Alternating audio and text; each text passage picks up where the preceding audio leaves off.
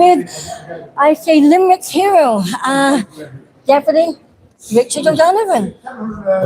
O'Donoghue. I beg your pardon, we're talking about O'Donovan before. I say that again. We are here live with Deputy Richard O'Donoghue. Yeah, thanks very much, and I have to thank you for coming down here to Galway today. Exceptional turnout, exceptional message from the people that are here, from our TDs, our MEP, from the councillors, for the people that came here today that want change. They're real people, they're hard-working people. They're people I will go out and support every day of the year if I physically can. But this week, the last week has shown that the real people of Ireland have stood up. The hard-working middle squeeze class of Ireland have stood up. They're not gorriers that the government are portraying. It has also shown when the Irish people were in trouble for the week they were protesting, that all the government's phones were turned off. All the councillors' phones were turned off. And they hid from the people that elected them. But what has transpired for me, and which was the highlight and the low light of the week, people that were on that protest from 90 odd years of age down to 2 years of age felt that they had no other choice because their own government that they voted for, because their ancestors stood with them, were so disillusioned that when they asked for help, the response of the government were called them gorriers, turned the Gardaí on them, turned the army on them. When these are the taxpayers of Ireland, of all ages, these are the people that give us food security in Ireland. These are people that transport the goods in Ireland. These are the people that transport our children and all the vulnerable to their hospital appointments and to school. These are the shopkeepers. These are the health services. All of them were there, and they called them gorriers. And all they could do, rather than talk to them, like they've been. It wasn't that last week they asked to talk to them. This is going back for years that this was happening, and they were finding it harder and harder. I have people that spent their savings trying to keep their business afloat, to keep their employees going. And the answer to that is a scheme. We're going to come up with a scheme. People have behind them payments in their houses, their businesses, their revenues, because they spent everything they had made to keep it going. And they've come up with a scheme. Now you need a tax clearance to get this scheme. The government of this country have put those people in that position. The government have to be held accountable. But for the first time, and people were talking about the risings of the last over 100 years, people can mark down this year as the rising for the people that were commemorated in this country for standing up for the Irish, for to have their children a future. Their sons and daughters stood up for Ireland, but they also stood up for the ancestors, that the people that they left behind them that said they were going to support them no longer support them. And they now need a party that represents the agricultural sector, the business sector, the working people of Ireland that never wanted for anything, only to have a few pounds left at the end of the week so they can actually survive and support their families. But instead, the government drove them so far down into debt that they saw another option but to come out and ask the country for help. This is a protest by the real people of Ireland, and I'm asking you if you can send this message far and wide. And it's reached over 30 or 40 million people around the country, right? And it didn't go there by all the different media channels. It went by all the different people with their social media channels, because everyone is feeling the same pain. For the sake of your children and your grandchildren, I'm asking everyone, no longer vote for the Fianna Fáil and Fine Gael that your ancestors did, but vote for a party that now represents the working people of Ireland and the agricultural sector of Ireland and the business people of Ireland and community in Ireland.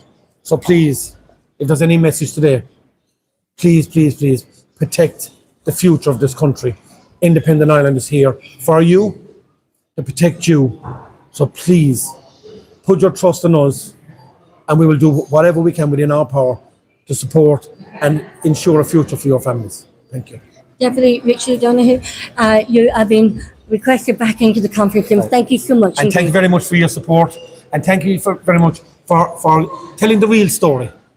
Well, that's what we do here in the Irish Political Roundup. We tell the Irish political story. Thank you very much. Thank you so much. Thank you. Thank you for your support. Thank you. And now we're joined by Councillor Fergus MacDonald, Eatonderry. Yeah, if you want to just. It's County Offaly, is it? County Offaly. I'm getting very good. The heart of the bog. Yes. You're very welcome to the Irish Political Roundup. Thank you very much. So, before you joined, we're asking everybody, because we haven't had you on the Irish Political Roundup County Council's caucus yet, but we'd love to have you on. Okay, yeah. Tell us about when did you join Independent Ireland, and were you a county councillor before that? For our viewers who maybe don't know. Well, originally I was elected way back in 1985 on the lowest level of local government, which was called a town commission. I was actually a Fianna Fáil member at the time, and I was continually elected from then until the town councils. They were transformed by name and structure into town councils, and the government abolished them in 2014. So in 1999 I left Fianna Fáil, and then I actually became a member of the Progressive Democrats, my political pedigree, and was with them until the party went off the map. And wasn't elected since 2014. So I had a 10-year break from being elected. Yes. And but in the meantime, even when I was in political parties and none, I would have been regarded as being genuinely, sincere about what I do. I never quoted stuff up. I was objective with regard to all the policies, and had a good understanding of them.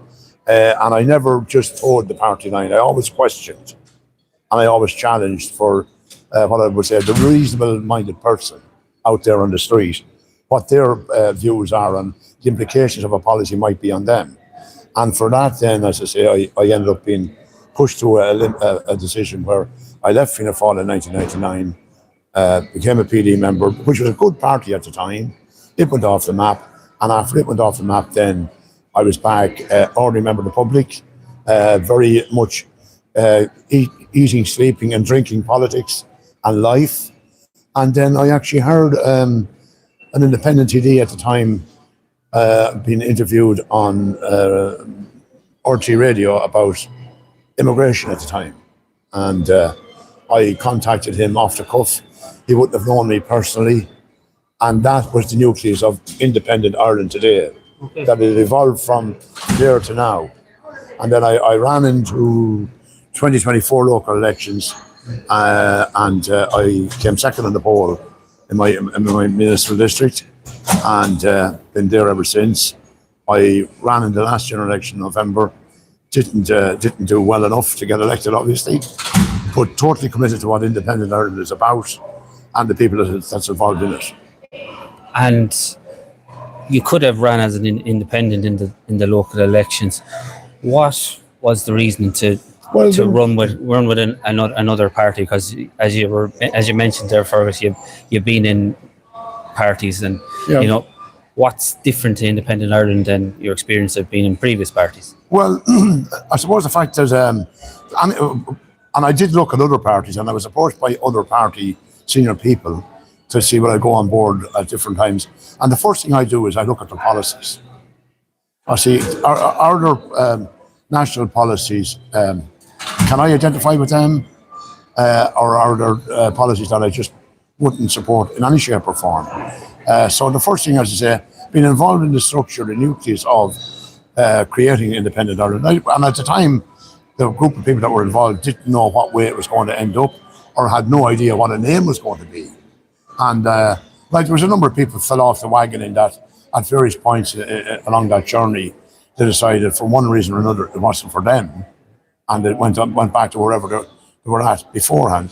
But I believed we teased out core principles and potential policy names and ideas of what might be, and that's why I ran. and I've been totally committed to independent Ireland and what it's about. And the party certainly has caught lightning in a bottle in the last number of weeks It has. with the protests. Even since January from the No Yeah. massacre. Yeah. Yeah, well, I mean, I think January at Galway really put us front and centre on the map, but there's a very big media bias. I'm not referring to yourselves at all, but there's certainly a national media bias of acknowledging independent Ireland as a standalone political party. I've had to challenge very renowned, nationally recognisable journalists when they refer to me as an independent. Excuse me, I'm an independent Ireland councillor, and there's a reluctance in all the forms of media, print media, etc., to actually credit independent Ireland as a standalone political party, and the members of it given due respect. Well, given in the last couple of weeks, you can't but not give independent Ireland the recognition. Yeah, and I mean, there will be attempts to, we saw the media coverage about two of our tall deputies being classified as being misogynistic. But at the end of the day, like Helen McEnany didn't deem it the situation bad enough to make a formal complaint. So it's a sound bite, and I mean, they couldn't trust it at all. Like every other political arena is, to make yourself heard, and might look the best, but that's the nature of the beast of political discourse. But women who were watching that and read that and saw that on social media, ordinary women, we expect the politicians to go in there and fight and be the voice of the people. Ordinary women, we are fed up of the woke, fake feminism. Yeah. There is absolutely no substance to it. That is weakening women's. They call this empowerment, which is women supporting women. It isn't. It's actually diluting women. Absolutely. And women want women in there to, like you think, Mary O'Rourke.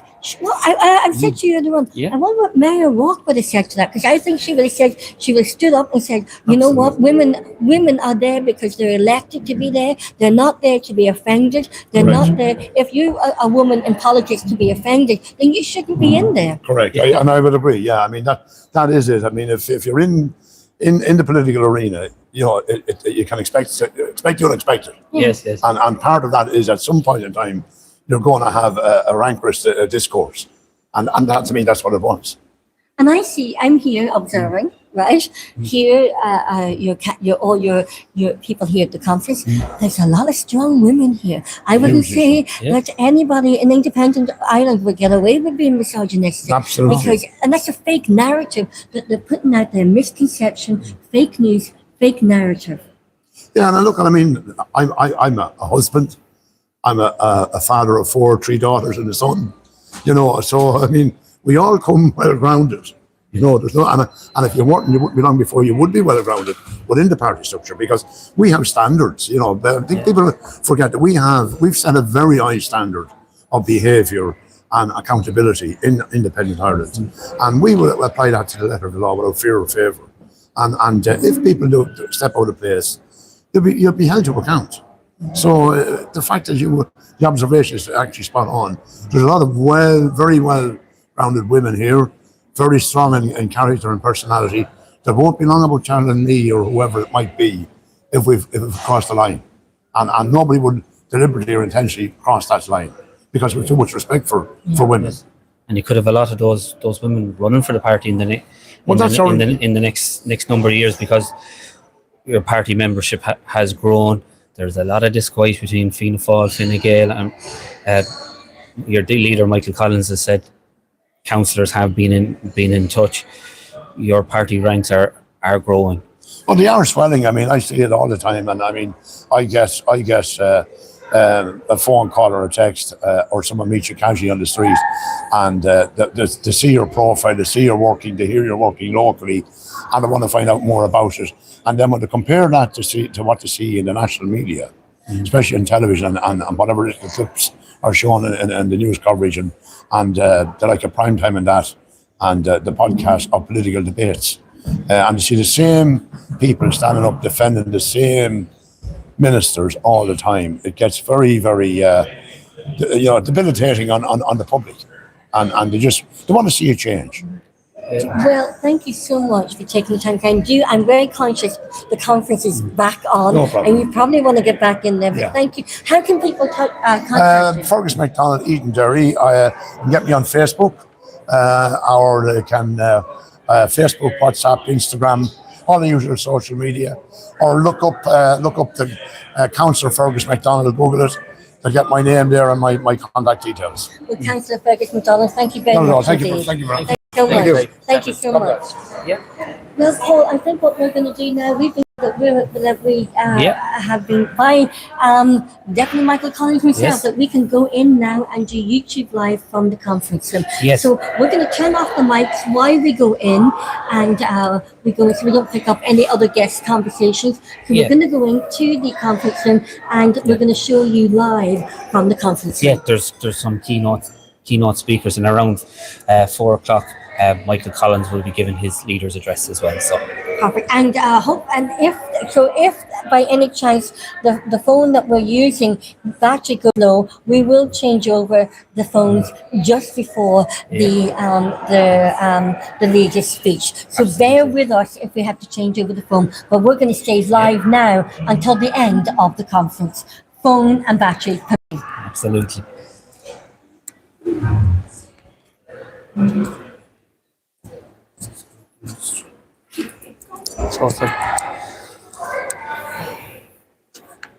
Yeah, just going to end the stream and we'll be back soon. No, sorry. Sorry, we're not. Get out of the shot.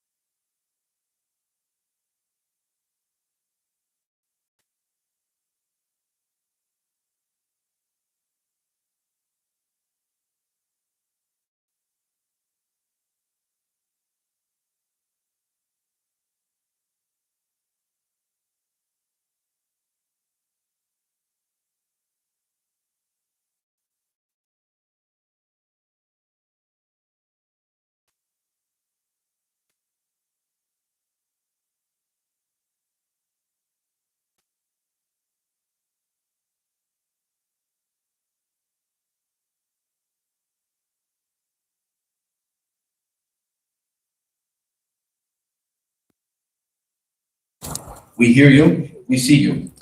Working alongside Daniel from Kilkenny and Jacob from Dublin, we are building Young Independent Ireland into a meaningful, effective organisation. We are committed to establishing branches in every county and across our colleges on every part of the island, working in partnership with senior structures, not to meet them. We are building something different, an organisation where members are not just used for leaflet drops, photo ops, but are valued, respected and listened to.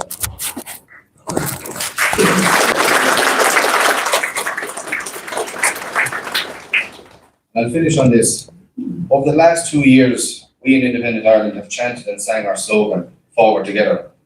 But I give this warning to the government, to Independent Ireland and to the nation. Forward moving motion is great. Forward together is even better. But if we fail to look and see the road ahead of us, we will not get far before we fall.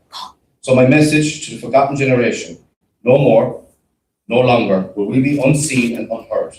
Now is our time to stand up and be counted. Now is our chance to change our own futures.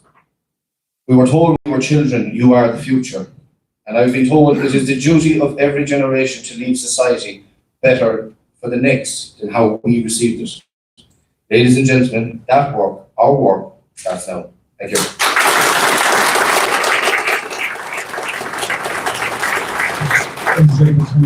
Councillor Tommy Horton, thank you so much for that and the work that yourself, Daniel, and Jacob put into that youth policy.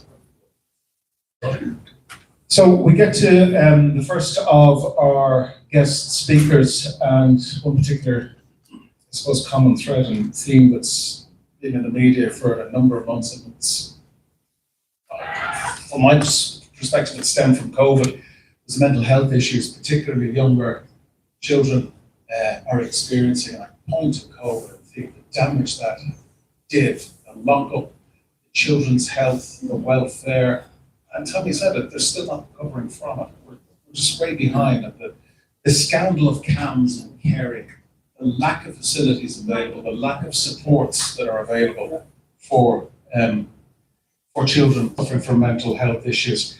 I want to introduce our next speaker, Dr. Tara Logan-Buckley, who is eminently qualified, an expert in this area, who's going to address this.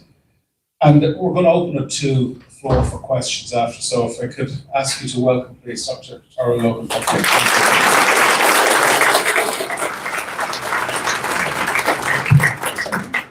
Good afternoon, everyone. I'm Tara Logan-Buckley. I'm a chartered clinical psychologist. And first of all, I just want to thank Independent Ireland for having me here today to talk about what I think is actually the most important topic in Ireland as of now, is mental health. And I hope by the end of my speech that you will also feel the same and as passionate about it as I do as well. To give you a little bit of my background, chartered clinical psychologist, so I've worked across the lifespan. But I started in the Irish prison service, so that's where I started. I've worked in a lot of complex adult mental health, a lot of trauma. I have worked in the private sector, I have worked in the public sector, I have worked for NGOs. So I've worked across all spans as well. And where I sit at the moment is, I suppose I would be an expert in the area of neurodiversity, and then also I roll out a digital mental health service in Ireland as well. So I'm going to start with something a little bit different today. I want you all to take a second in this room, and I want you to think in your mind, what are your top 5 priorities in your life right now? Not what you think they should be, but I want you to think personally. Every decision you make every day, what are your top 5 main priorities? And I'm going to give you a second to think about that.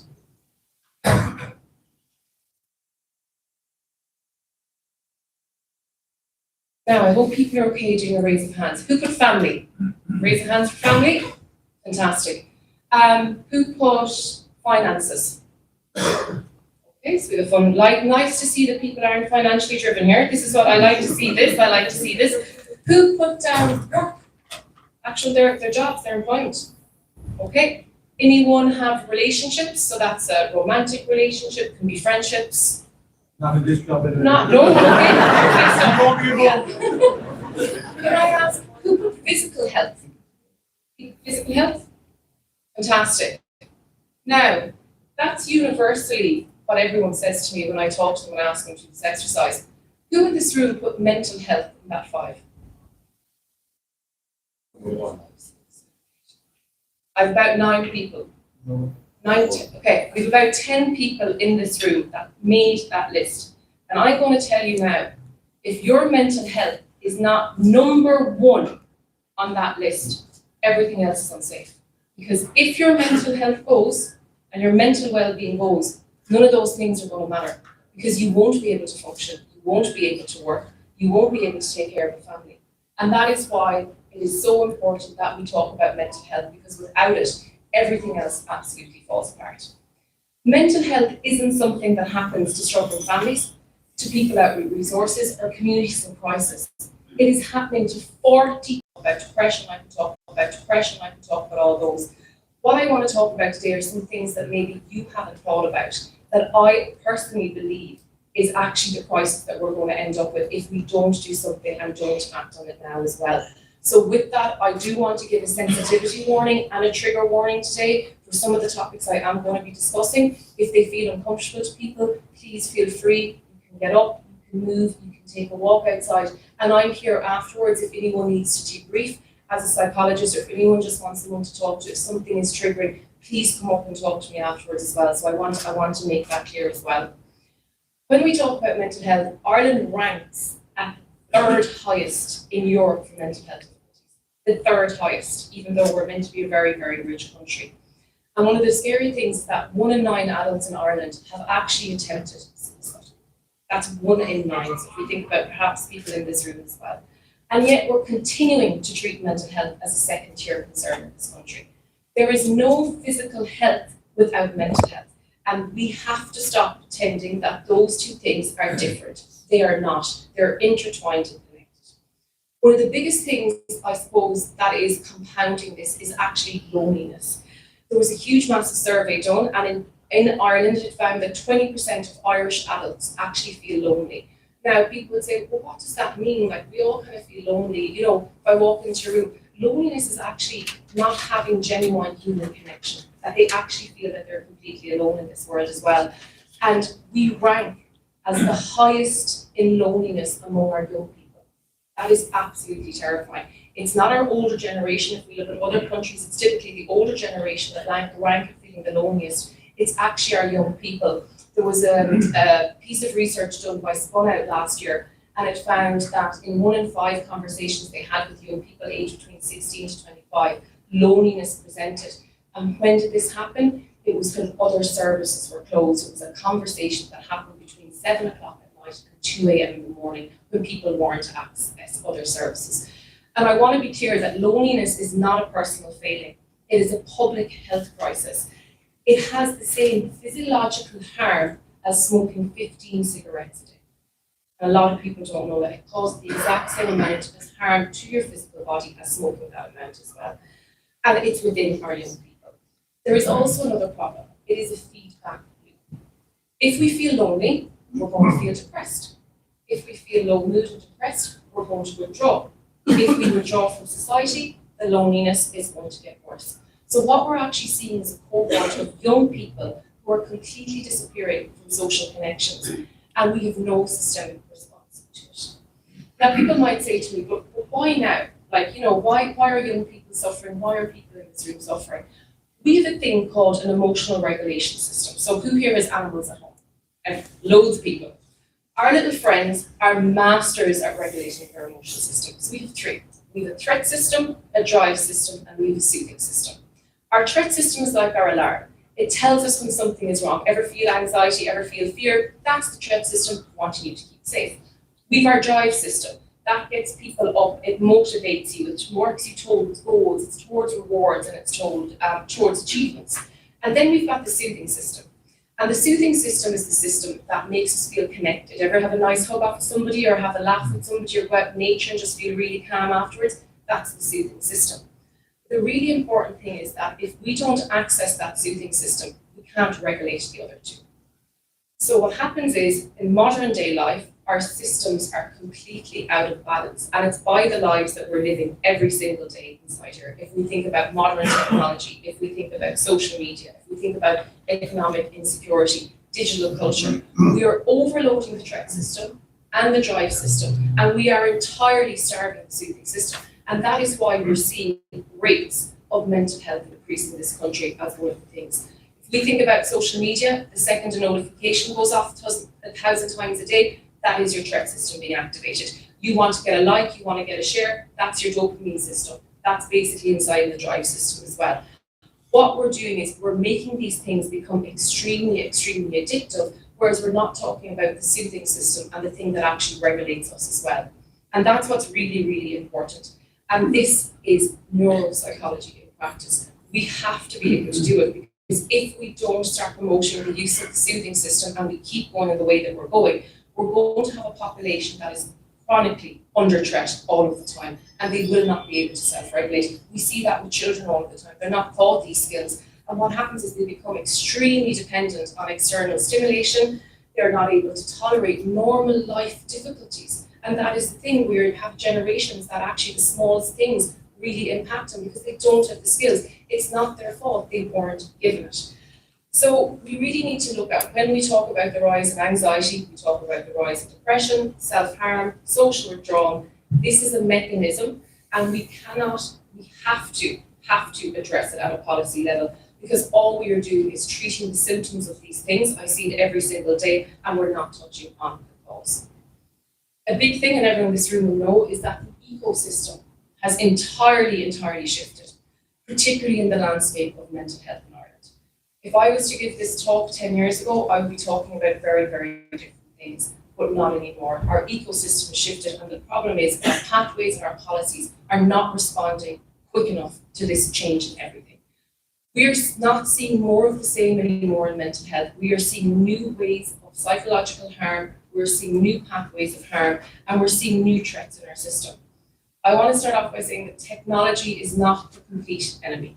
Okay, some people might completely disagree with me, but I will say it is definitely not neutral.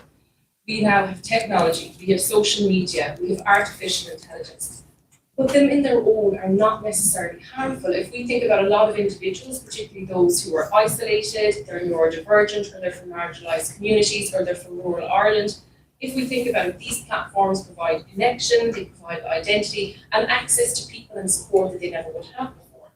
Artificial intelligence has the potential to be absolutely unbelievable. If I think about it, I can get psychoeducation straight away, I can get people to do breathing exercises, I can get to reach people with interventions that I've never ever been able to reach before at such a mass level. But the issue here is what we have in artificial intelligence now. It has not been designed by clinicians and it is not clinically informed. It is unregulated, and that's where the problem lies. The policies that we have and the frameworks, they need to be done with clinicians because we understand the psychological harm that these can cause, and we've seen this ourselves with social media. If we think about the youth of today, they're now a generation that we have just handed them a piece of technology and they have their hands 24 hours a day. And the thing is, this technology has been designed to exploit their psychological well-being. I want to tell you something pretty scary. Meta, is everyone kind of aware of Meta in the room? Meta found internal research that Instagram was associated with increased body dysmorphia in 32% of teenage girls. The company knew, and they did absolutely nothing about it. They actually didn't publish the results. So this is the technology, and this is what we have. Another study by Eurofound last year found that 48% of adults in Ireland said that actually social media for them is problematic, that they actually get more stressed and they get more anxious by using it. But it's not our fault because it's been designed to hook us in. It's an addiction model. Remember I spoke about the drive system, the dopamine? Every time you go on, the algorithms are designed for you. One of the areas that I'm going to talk about, and I'm very, very sorry if I make some of you very uncomfortable in this room right now, but we're going to talk about porn. And it's not talked about a lot in the area of mental health, but it really does, because actually it's leading to a mental health crisis that people might be aware of. Psychogenetic erectile dysfunction in men under 40 has risen sharply, with a rate as high as between 14 to 28% of European men aged 18 to 40. Research has proven that there is a significant association between problematic porn use and erectile dysfunction. And for young men who've been exposed to porn before the age of 10, that rises to 58% of them will have issues with erectile dysfunction. Now, why am I talking about porn? Sex is a human need for everyone. Everyone wants to feel connection, everyone wants to feel intimacy, but we have a very different way of that now, and it does impact mental health. We are raising young men whose brains have been conditioned in ways that makes intimacy with another human being inadequate by comparison. Meanwhile, we have young women, and I see this in my clinic the whole time, we have young women who are choosing in their early adulthood years to abstain entirely from any sexual relationships. Why? It's not from a lack of desire, it's because they feel they are inadequate to what they have seen, and therefore they're not putting themselves out there to go into relationships. It doesn't stop at sexual dysfunction. Research has shown that heavy porn use also increases sexual aggression. It distorts attitudes towards consent. It makes cohesive behaviour normalised. And we're seeing this play out all of the time across Ireland in clinics and in services, and people don't talk about it. We see it in the youth of today. We see it in playgrounds, particularly if they're exposed at a young age. They are acting out these sexual aggressive acts with kids. And people might say, I've never heard this, but no one is talking about it, but this does happen. And another thing we don't talk about is partners are also harmed.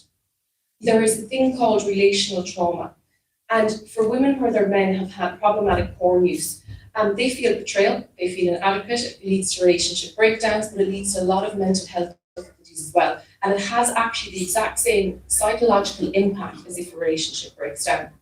Women's Aid did an amazing piece of research where they found that 71% of the Irish population, this includes men and women, 71% of the Irish population agreed that porn was a massive, massive issue and it was actually causing harm to society. And if we pull the stats and we look at women, that rose to 82% of Irish women felt that porn was actually problematic. Now here, we hear it. In frontline services, we hear that women, it is directly linked to the abuse they experience. They're being forced to watch porn, they're being forced to reenact it, and they're being compared and they're being referenced to it as well and cohesed into actions. I'm not sure, I'm going to ask for a raise of hands. Has anyone seen the CNN Equal investigation that just dropped this week? Has anyone heard about it? This is harrowing. So basically, there was an investigation done by CNN where there's actually a rape academy online, where people can log in and they can share tips, they can share dosages, they can have encrypted group chats, and they can share actual videos of when their partner and their wives. That site was accessed 62 million times in February. I want to let that sink in. 90% of the UK population is equated to accessing that site. And you think this doesn't happen? I see this every day in my service. I see young kids where they are exposed to things called 764 groups. These are basically groups, they're coordinated online, and they groom young people in. What happens is they encourage them to self-harm themselves and to be violent with others. And so people go, Tara, now stop, like this only happens in America or this happens somewhere else. This is happening in Ireland, and it's happening at the same rate as what is happening in the US. So these are things that people are not talking about. We have government strategy on domestic, sexual and gender-based violence, and it does even name porn in that, I will say that. But there is no coherent public health or regulatory response to this. This is not a moral argument. I'm not sitting up here saying porn is bad. I am not sitting here morally or ethically. This is a conditioning problem. And this is a gap that is costing women not only their lives, but their safety, and it's also coming at a cost to young men that are ending up having health problems as a result of this as well. We also have something else that comes out of this called deep fakes. I'm not sure if this is a word people are aware of, but this is basically the emergence of non-consensual AI imagery. So it would be, for example, someone could go and take my image there, take my head, and they could put my image on basically pornographic material, and they can make me look like it was. So this is happening all over Ireland, and the scary thing is this is happening to young kids in Ireland and adolescents in Ireland. It is happening to boys who fancy a girl inside of the classroom and they're taking her picture off of social media. They are creating deep fakes of this girl and they are circulating it around the school. What do you think happens to that young child? It has the exact same psychological impact as if someone was actually sexually assaulted. There has been a rise of 1,325% in the creation of deep fakes in the States, and 96% of those are pornographic. This is something that is starting, it's hit Ireland, it's already here as well, and we don't have a policy in place that states this should be illegal and you will be taken to court and you will be tried if this happens. In 2026, that is not. Something needs to be done. We're also looking at the rise of AI relationships as a substitute for human connection. These apps have tens of millions of people. I'm seeing it, I think the rise is something like it's 50-fold every single time I look at the stats in this, so men and women and everyone are reaching out. They've got these AI partnerships and stuff like that. You know, for some people they say there's no harm, it's making me feel less lonely.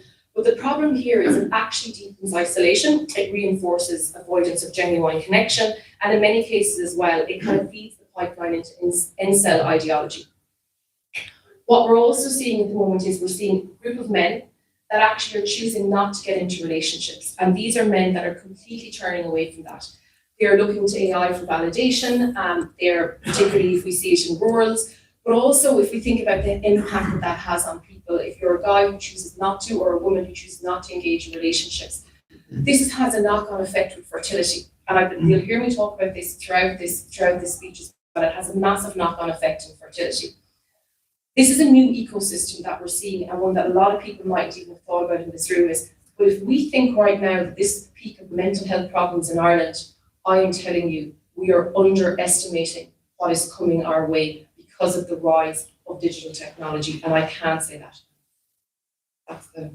I'm sorry, I know a lot of that was pretty heavy, but it's very, very important that it's discussed and it's open and talked about. Another area that I'm very passionate about is I want to talk about neurodiversity. I won't spend long on this topic, but mental health policy and systems in Ireland continue to treat it as a niche concern. And this for me is such a problem because this is mainstream and it's in clinical. If we look at it, nearly 19% of the Irish adult population either have a diagnosis or they feel that they have, but they haven't seek a diagnosis yet. And when I talk about neurodiversity, I'm talking about people who have a diagnosis of autism, ADHD, people with dyslexia. So there's lots of different things as well. And since 2025, there has been a 62% increase to primary care with referrals for people with neurodiversity as well. And, you know, for here, it's really important that we mind the score to people.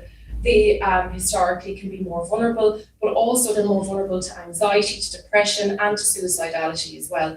A lot of the time, they wait for years on treatments, they get misdiagnosed. I see it all of the time in my own practice. I have so many people coming to me, particularly females, adult females, who've been diagnosed with borderline personality disorder. So they've gone in, been given meds, they're for years thinking that they have a personality disorder, they're wondering why treatments don't work for them. But actually, they were misdiagnosed. So we're still misdiagnosing. We don't have a neuroaffirmative care. So you're put into, you have to go here, you have to go there. Why? Why don't we all have training when we work in this field and we can meet anybody where they're at and provide neuroaffirmative care and trauma-informed care? For me, this is not a trend, and it's something that I really, really hate when people say, oh, but it's a trend and it's only happening for this reason. It's not. These are people, and these are people who have been so underserved by the system that we need to change that as well. I want to touch slightly on the housing, but maybe from a different aspect. I know it's been mentioned today as well, so I won't stay long. But what I found really, really interesting was looking at the stats just for this today was that the average person is now 40 years old in Ireland before they can buy their house. So 40. A decade ago, a first-time buyer was 29. We have lost a decade of adulthood that has been stolen by us by the housing crisis. Now, here's where I want to talk about. Think about this. You now have people in their 30s, 40s, and 50s still living at home. I have heard it day in and day out in my clinics, men who feel they have nothing to offer. They don't want to go dating because they're like, well, actually, I don't own my own home. Where am I going to bring my girlfriend back to? I can't provide, I can't buy a house. So they choose not to date. We see women where they're choosing to they're leaving their fertility and they're leaving their child, having children to nature because they simply can't afford it. They don't have a house to call their own that they can bring a child into. So for me, this has a massive, massive knock-on effect in mental health in so many different areas, but also in the area of birth rates and fertility as well. And another thing we don't talk about is, what about for the poor parents that have their kids still at home? You know, I think for a lot of people, you decide to have a child, you're like, right, they're 18, 19 now, off into the big world like I did, and sure, look, you'll call over on a Sunday for your roast dinner and everything will be great. But imagine now the dynamic is, imagine the dynamic now that you're a parent for another 20, 30, 40 years, and that's been out at home as well. So there's massive, massive impacts between the two of those as well. I'm not going to talk about rural Ireland, I'm just going to mention it. We know the implications of mental health in rural Ireland, accesses, services, waiting lists. We know about suicide, so I'm not going to spend some time on that as well. One of the really interesting things I want to say about this is I do not believe the statistics are correct when it comes to suicide. And I have no problem saying that live anywhere because it is not accurate.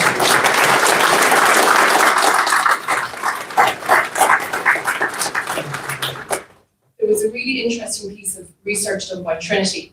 And I think, again, this is an underestimation, but they say about 25% of it is actually underestimated. I would go higher.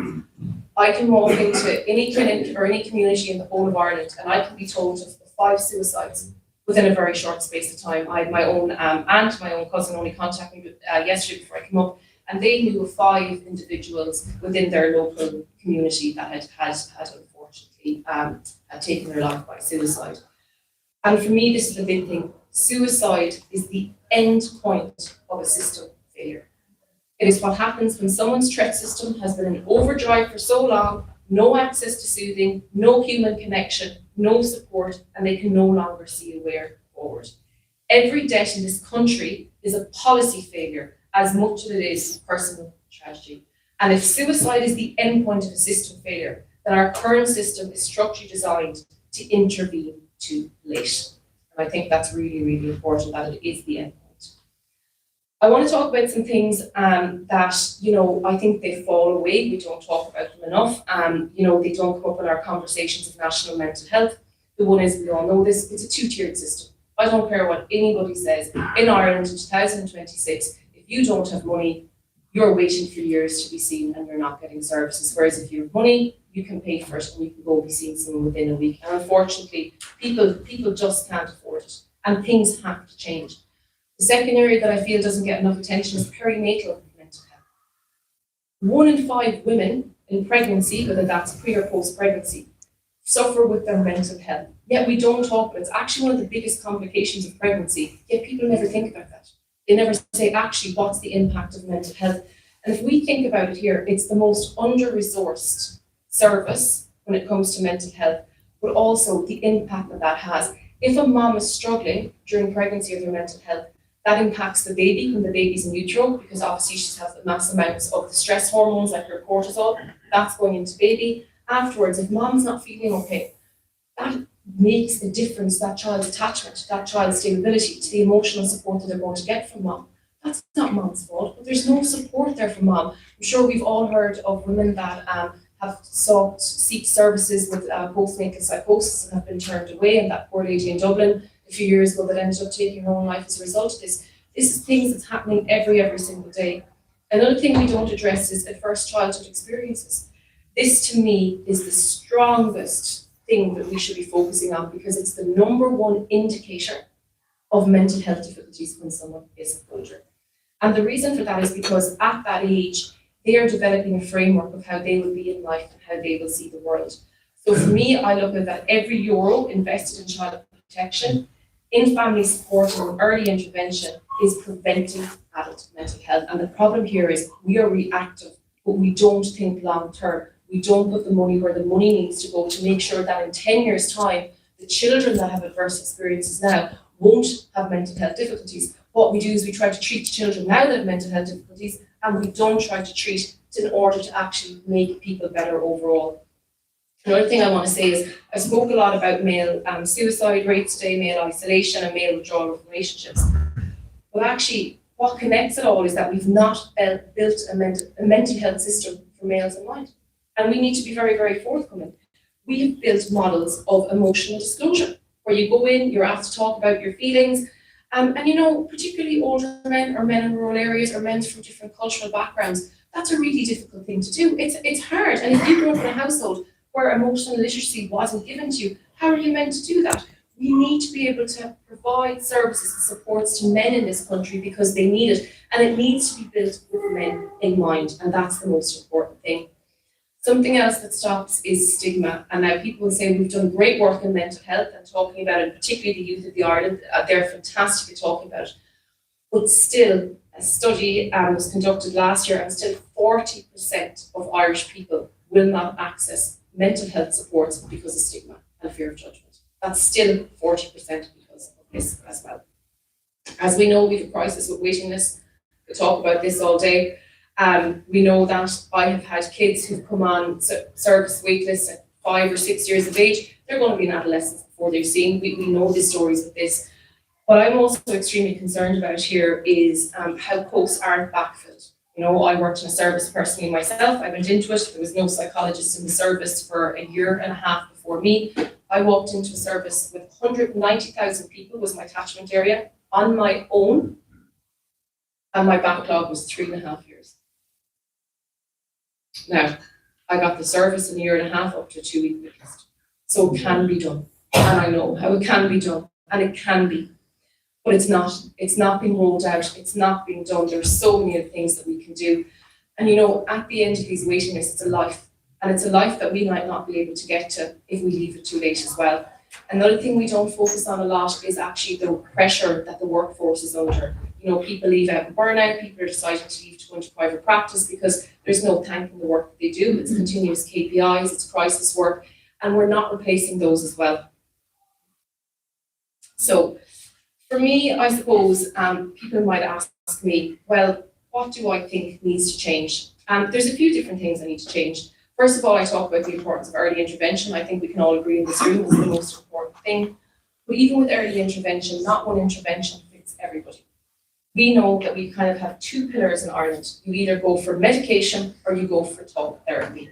The amount of people I meet, oh yeah, CBT. CBT is like this, cure everybody and everything. Absolutely not. I cannot tell you the last time I worked with someone and did CBT alone with them, because it just doesn't, it's not good enough. We need other models of care that will help and support people and connect people.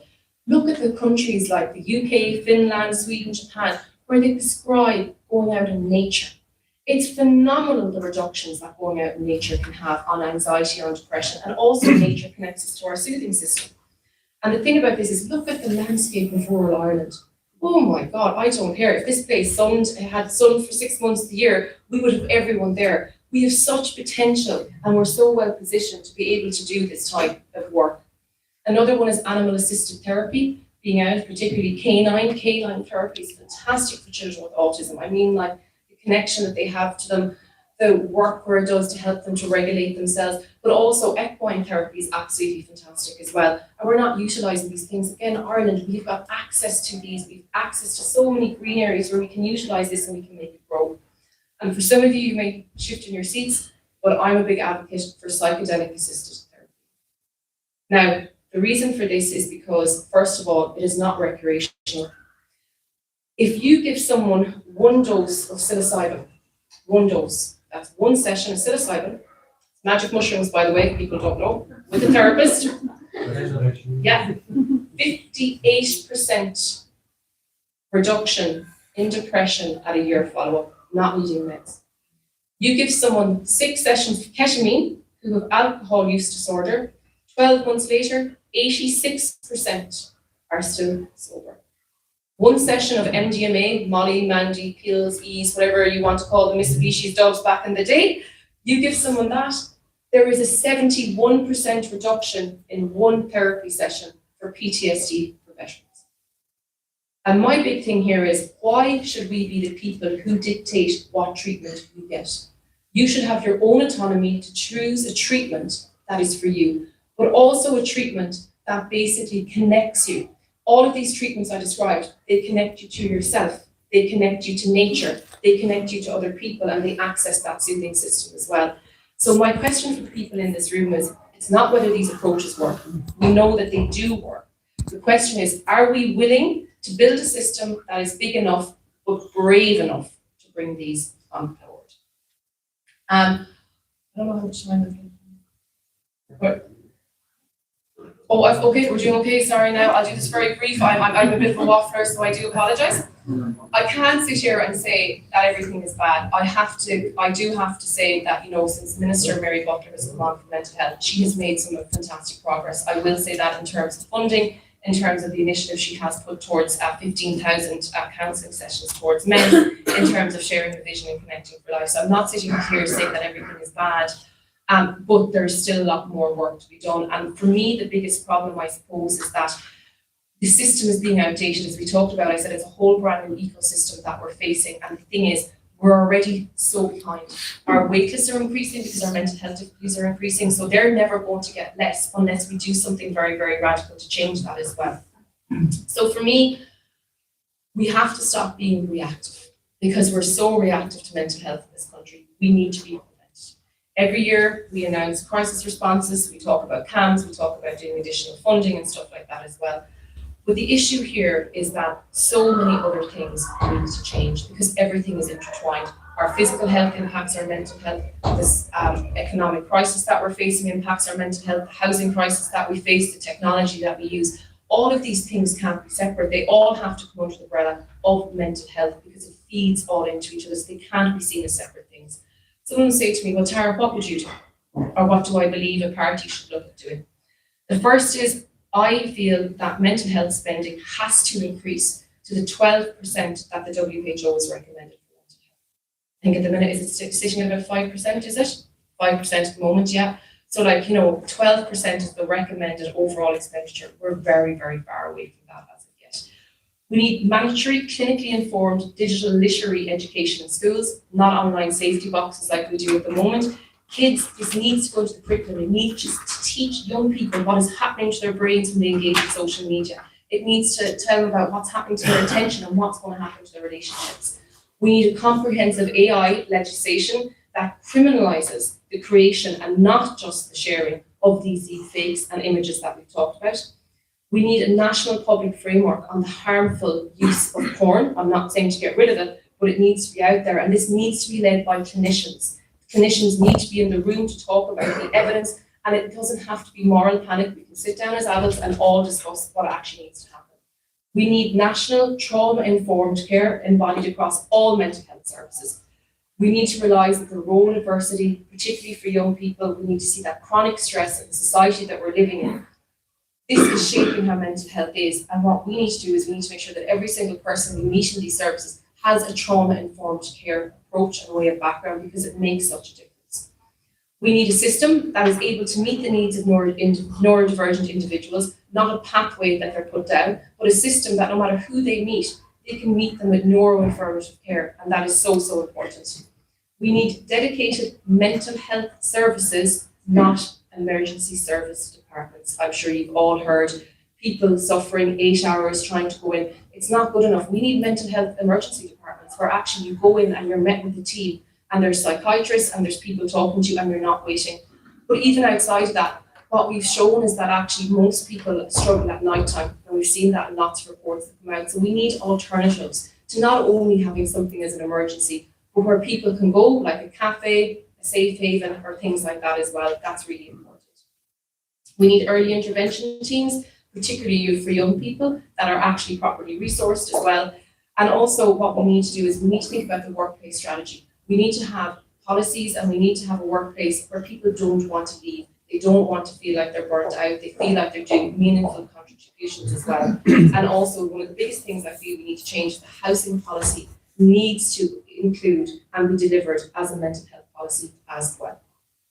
So I'm coming up to the end, and I'm going to end where I started. I want to ask yourself, when you walked into this room today, as we know, did mental health make your priority list? And for about 10 people it did. And I have a show of hands who feels that maybe mental health should have been on their top 5 priorities. Okay, I'm nearly the full house for that. That's absolutely fantastic. And mental health crisis is not happening to someone else. It's happening to the person beside you here today. It's happening to your communities, your constituencies, your family. It's happening to absolutely everybody. And for decades we've had the data and the expertise, but what we've not matched it with is basically the pace of action. And the question is whether we can afford or not to invest in mental health. The question is how much more failure and damage are we willing to put up with, and who will pay the price for that? So thank you very much.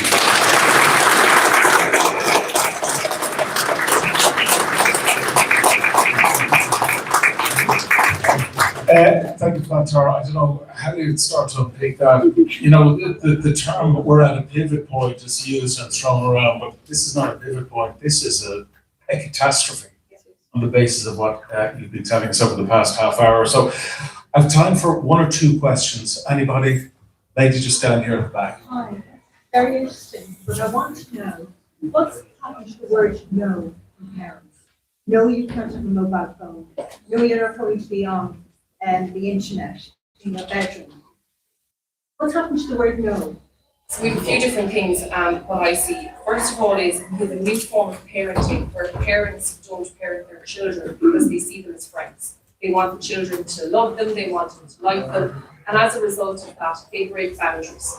So that's something that we're seeing all the time, where parents aren't putting up boundaries from a very, very young age because parents want to be their children's friends, which, I don't agree with that. There needs to be boundaries. It's healthy for children. Another big thing, and this is actually quite shocking, is we now have young kids. So I was terrified as a child. If my mum told me to do something, it was done. I was terrified of the guards, I was terrified of the priest, I was terrified of the solicitor. Now kids don't have that, and what's happening in a lot of parents, and I hear this every single day, is if a parent asks a child to do something, that child would pick up the phone and it would ring Childline or it would ring Tuska. And this is every day. So it's a twofold. It's parents wanting to be friends, but now children Please, ladies and gentlemen. have the education. And they do. I see it, I could tell you, I hear it 100, 200 times a week that kids pick up the phone and they report their parents to Tuska for asking to do something. Okay, we've got to move on. Our time, was there a gentleman over here? Did you? Yeah? No, I've got any question. I just have an add-on, that's all. Okay, well, I have two questions. I'm going to get lady here in the blue, yeah? Thanks. I just need to be clear. I don't think it's the place for this really, but hardcore pornography against. Not all pornography. You're promoting you're talking about Eurolinguist, Euro. I don't think that should be talked about. I think that those issues are very divisive. I don't think it should be talked about. I'm recommending tranquilizer for people, get the anti-mushroom. I know there's a third group of this, but I don't think you're stepping in the wrong place. I don't think it's going to be very hard. Can I just say in response to that, this is, yeah, I will allow her to do that. I will allow her, but I'm just going to give you a clarification on it. Well, I think for the benefit of the people who are here, Independent Ireland has a view on certain issues and policies, which we adhere to. We will discuss that at a later point. What the doctor is doing is merely outlining her professional experience and expertise on it. So I'm not defending her, I'm just simply outlining to you what the situation is. And we can take that up at a later point if you wish. But you have a specific question for her. For me, I've seen the direct harm that porn does, the direct harm. And as a woman sitting here, if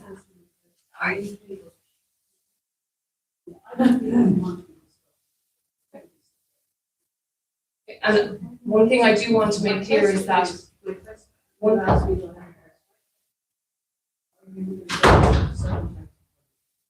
me, that's a personal question. I'm talking about a question here that's impacting numerous of young people across Ireland. It's from a professional perspective. So do you want to hear from the professional perspective? Because she's not going to give you a personal.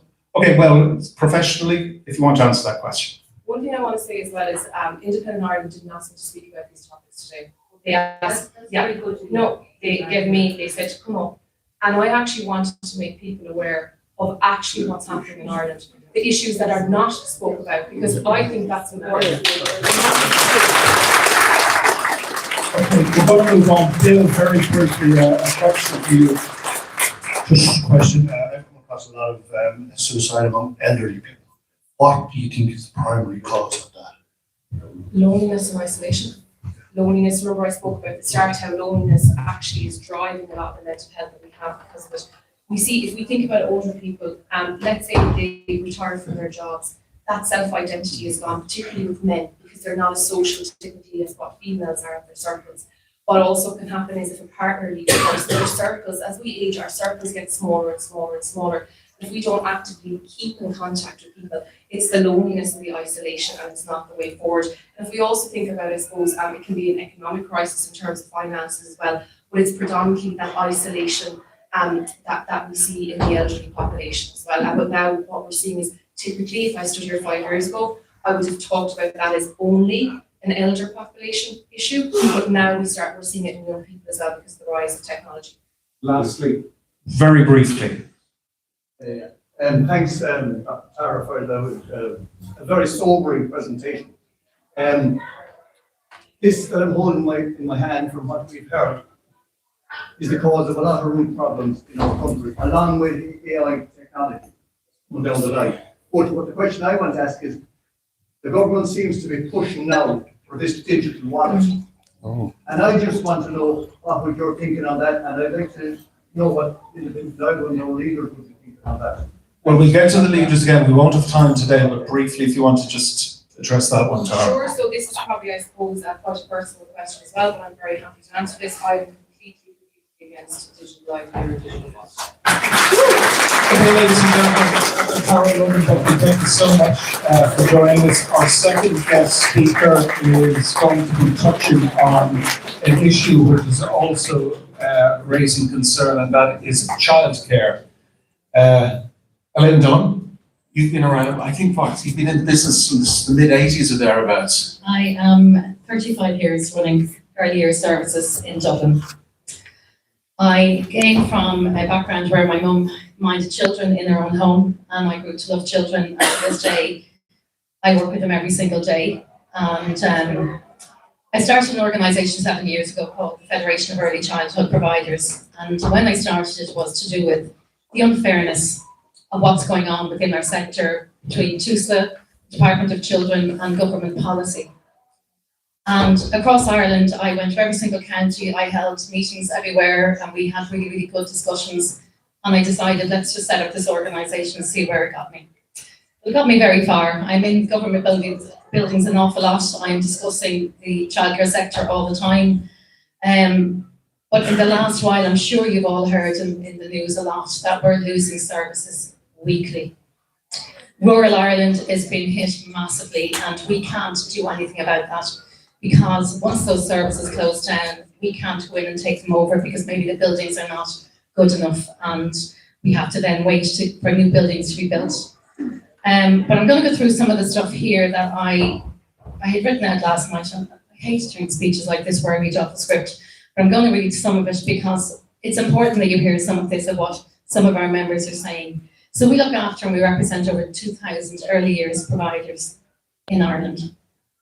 98% women in business. Courageous, passionate, hard-working women. We're the only sector that is a 98% women-led sector. And across Ireland, these childcare providers are quietly going out of business, unless I get it from my church, which I do try quite a lot. Not because they're failing, but because the system around them is failing. This isn't just a sector issue. It's affecting families, communities, the viability of Ireland and our economy. Because without us, parents cannot go to work. Service providers were asked to join a new core funding back in 2021.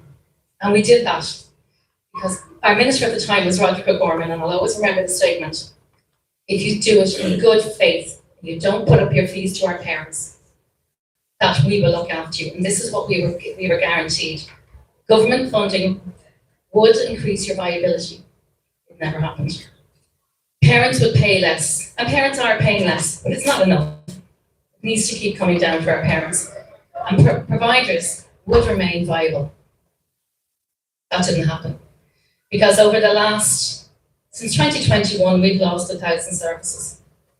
1,000 services that displaced 35,000 to 40,000 children.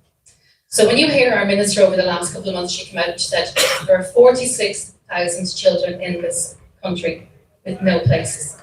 Well, had they kept these businesses open and viable, there'd be 40,000 children or more still in these services today. So, you have to think about that and wonder, what is government policy about? Who are the policymakers, and why are we sitting back and allow them to do it? And I go into meetings, and you go into the Department of Children, you're always hoping that there's going to be this meaningful conversation. There isn't, or consultation. There isn't. You go in, you have your say, you leave, or there's times you go into meetings and you're feeling, I didn't get my voice heard at all today for all of our members, and you come out and you feel disillusioned and fed up, and then you go back out and you try and feed the information out to your members, and they're so burnt out. Our early years educators are burnt out. Providers are burnt out. 98% of women who work in this sector are burnt out. Why? Because of financial strain. The cost of living, the energy prices, the compliance, the administration, the insurance, and we cannot do anything with our fees. Government funding has not kept in pace. Providers remain locked in fee freezes, and for some of us, and I'm one of them, my fees are locked into 2016. And you can tell me one thing in this country today that is at the same value as it was in 2016, I'd love to hear it. Because I can't, there's nothing there. Services are operating at a loss, and we have been for a long time. And we've always never put up our fees, we just kept going because we love to work with children, and that's what it's about. But we cannot reinvest into services now, okay? We're completely snookered into 200. Yet our rents, our rates, all of our food, our energy bills, everything has gone up. We can't do anything because there's no funding coming our way. We get 3 cent or 4 cent increase every year. Such a small amount, it's ridiculous. And when we went into core funding, we had discussed with the Department of Children that when core funding came in, would they increase and bring us all up to a level playing field? So, of course we will. We'll do that for you, no problem. It never happened. So the way we are now, the way we feel right now, is that does the government want the small services gone? Do they just want those large corporates? Because if that's what you want, that's fine, tell us. So we can wind down our business and we can try and train and do something else. For the early childhood care and education, which is called the etching scheme. I'm sure there's a lot of you here that would have put your children through it, or may have children in it now. They're going to be gone. They are going to be gone in no time at all because birth rates are dropping. The funding scheme has hardly risen at all. 2010, they started off at 64.50, or €69 today. Core funding gives them an extra €2.69 per child per week. That's not going to keep their doors open. Quality. We talk about quality. Quality is dropping because we don't have the finances to buy new equipment. A lot of us are now, the small services, we're putting emails out to parents asking if you have any toys or you want to do toys at home, they don't want any more, please give them to us. That shouldn't happen in the sector, it's so wrong. We take in the early childhood care and education, and I've been talking to Michael on this. They're now getting done for rates. They're tied into historical fees, a freeze of fees. They can't afford the rates. So a lot of them now are announcing to parents at the beginning of May that they're closing in June for good, because nobody's covering the cost of rates. And I know that Independent Ireland have raised this quite a lot in the government. I've raised it with Minister James Brown for housing. I get back the same emails all the time from everywhere I go. We're not changing legislation on this. But legislation has to change on this. Because if it doesn't, those small services are gone. And if you make a small profit, any kind of profit at all for those early childhood care and education, take into account 22 kids, 2 to 3 staff, you get 80,000 a year. That's to cover your staff wages, your quality in your service, and all of your bills, your rents, and now your rates. How can they do it? They can't. The money's not there. So of course they're going to close. So for me, I would like to see Independent Ireland fight hard with me on this one, and that's to abolish the rates for all ECC services across this country with immediate effect. And I don't know how we're going to do it because we are at the ombudsman and everything now at this stage, and we're getting nowhere. If nothing changes, more services will close. We've already lost 1,000 since 2021. If services close, community suffers. And also, if the core funding doesn't change and go up substantially, you're going to see a lot of those larger services pulling out of core funding and putting more pressure on parents around this country. And that is not something any of us want to do. This is not a failing sector. It never was. It's a constrained one and it needs to be released. You can't freeze income in a system where costs are rising and expect survival. What we are looking at is a system that has locked providers in, restricted their income, and then failed to fund them properly. And now we were asking them to keep going anyway. This is just not a flawed policy. It's fundamentally unfair. Because you cannot cap our fees and then allow us to continue to go with costs rising and expect survival. We can't survive. So I don't know whether anybody was watching the protest last week, but I was, very much so. And I spoke to those men involved at the leader end, and they were an amazing bunch of people. And I remember Simon Harris coming out last week, and I'm sure some of you will remember this. The Taoiseach said, government has no right to cap fees.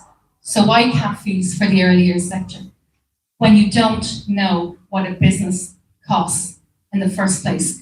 They have never come out and showed us any analysis that shows me that they know what my business costs me on a daily basis. And yet we were forced into fee freeze. Wrongly, might I add. They've only asked for trial balances this year. And had they asked us that back in 2018 or 2019, they would know the cost of this sector and what it costs to run a business. but I do not know what it costs to run any business. And that's I would agree with you.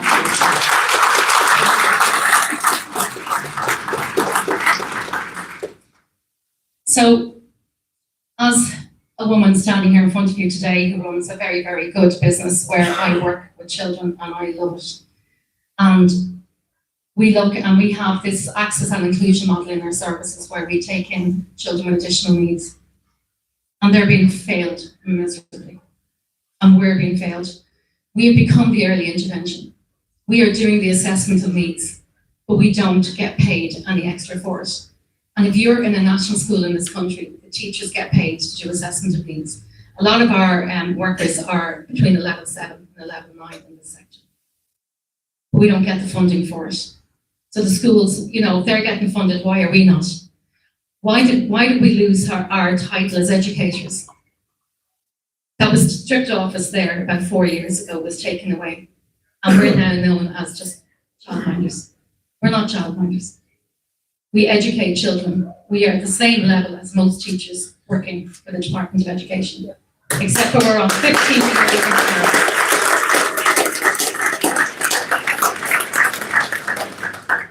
We have 15 years an hour at a starting point, and as a provider, my business is at a loss because I would never insult my own staff by paying them 15 euros an hour. And I'll be lucky if I'm standing here in 2 years' time in front of you saying I'm still working in the early years sector, because it's not a viable business anymore. And we as a sector, we put children first every single day. We put our parents first. We allow them to go out to work, and they know when they put their child in our arms every single morning that they're being cared for, looked after, and loved throughout the day. Okay, so I just want everyone to know that if we're gone, the first 5 years of a child's life is vital that we work with those children and educate them and nurture them. Because without that, they won't have that whole love for education throughout their lives if we're gone. Thank you. Unfortunately, I'm not going to have time for questions on this because we're running way over. If I have time towards the back end, absolutely, we'll take some questions. I want to ask, I suppose, the star of the show, our future deputy from Galway West, Noel Thomas, to address us. No. And again, what we should remember, again, going back to the message, we haven't won this seat, it's not in the bag. It's a long way to go, and I'm sure you'll probably echo those sentiments as well, no? Well, no, I apologise to all the not from Galway in advance, because you just have to listen to a bit of Galway for the first few minutes here anyway. But look, Independent Ireland leader, Michael Collins, TDs, Michael Fitzmaurice, Ken O'Flynn, Richard Donoghue, and MEP Kieran Mullooly, my fellow councillors, colleagues, delegates, and friends. It is a real privilege to welcome you all here to Galway today. And I want to begin with a simple question. And that question is, who is actually speaking for Galway? That's a question that I've been asking around the place a lot over the last few months. And the clear answer I'm getting back everywhere is nobody. That is at the heart of why I am running for Dáil Éireann. For me, this is not a sudden decision. It's not about titles. It is not about personal ambition. It's a natural progression of more than 12 years of standing up for people across Galway, helping families, supporting communities, and working with those who too often felt ignored, dismissed, or left behind. After all of that work, one thing has become very clear to me. Galway is not being heard strongly enough in Dáil Éireann. You can see it everywhere. You can see it in housing, where a new tenancy in Galway City is now averaging almost €2,000 a month. You can see it in transport, where the average commute time has risen, with over 200 hours a year being wasted in traffic because more than 9,300 people are commuting for an hour or more. You can see it in health, where Galway University hospitals dealt with more than 80,000 emergency department attendances last year. You can see it in infrastructure, where Galway Ring Road has just been approved again for the 11th time since 1999. You can see it in Connemara, where traditional seaweed harvesters are still having to fight to protect long-established livelihoods and local rights. You can see it in parts of Galway where families and communities feel large-scale solar and energy projects are being advanced without enough engagement, without enough balance, or enough common sense. I support renewable energy, but it has to be done properly with communities and not to communities. And you can see it in Galway City itself, where poor road planning and disconnected transport decisions in communities like Ballyban and Knocknacarra have left too many people frustrated, too much time wasted, and too much common sense missing. That is what happens when a city and county is left with delay, drift, and excuses instead of urgency, delivery, and leadership. And over the last number of weeks, people saw another side of that frustration. Galway was one of the main areas at the centre of the fuel protests. What I saw there were not labels or caricatures. I saw ordinary people who felt they were no longer being listened to. Workers, hauliers, farmers, small business owners, families under pressure. These people are the backbone of our society. People who had been pushed too far, who felt they had nothing to lose at this point, and felt that this protest was their last option. And I made a conscious decision to stand with those people who felt voiceless, while doing it in a calm, measured, and responsible way.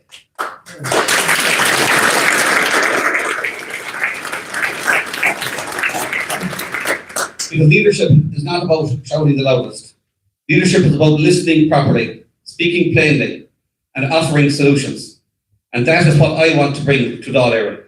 Not more noise, not more spin, not more empty announcements, but practical solutions rooted in the reality of Galway life. A housing system that helps young people stay in their own communities. A planning system that works with families instead of against them. Real support for towns, villages, and Gaeltacht communities. Delivery of the Galway Ring Road, alongside better buses and practical transport planning, like preserving transport corridors for the future delivery of Lewis or light rail type systems. A stronger voice for patients and families who are tired of overcrowding and delay. And a pro-enterprise, pro-work approach that backs the people who keep this country going. Because Galway does not need ideology, Galway needs practical leadership, and that is the kind of politics that I believe in. I am centre-right in my politics, but rooted in community. I believe in rewarding work. I believe in backing enterprise. I believe in helping families get ahead. I believe government should remove barriers, not create more of them. And I believe a public representative should say what they mean, stand by their communities, and be answerable to the people who elect them.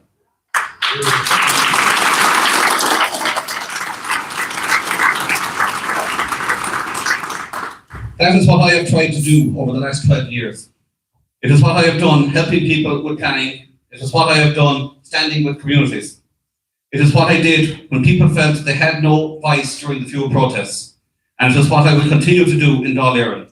Because this campaign is about more than one election. It is about whether Galway continues to wait at the back of the queue, or whether Galway finally has a voice that will speak early, speak clearly, and keep pushing until things happen.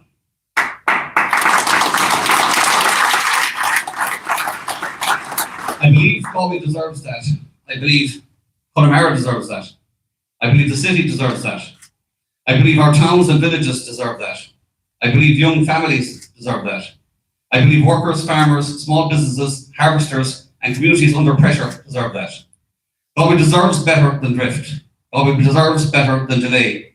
Galway deserves better than excuses. Galway deserves to be heard, and I am ready to be that voice.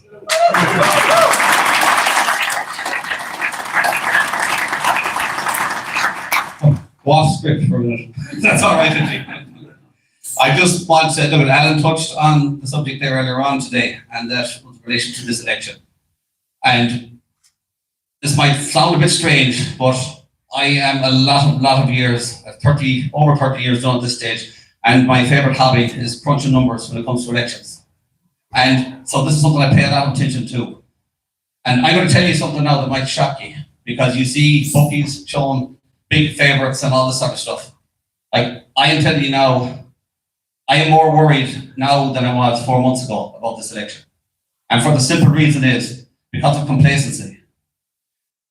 We're at a point now, as I said to you, where your favourites. People sometimes relax when that happens. That's not the view I take. It's not the view that I think all of my team around me take. We've made a conscious decision that now is the time. Now when you're reportedly on top, now is the time to put the head down and go twice as hard to make sure that we get this over the line.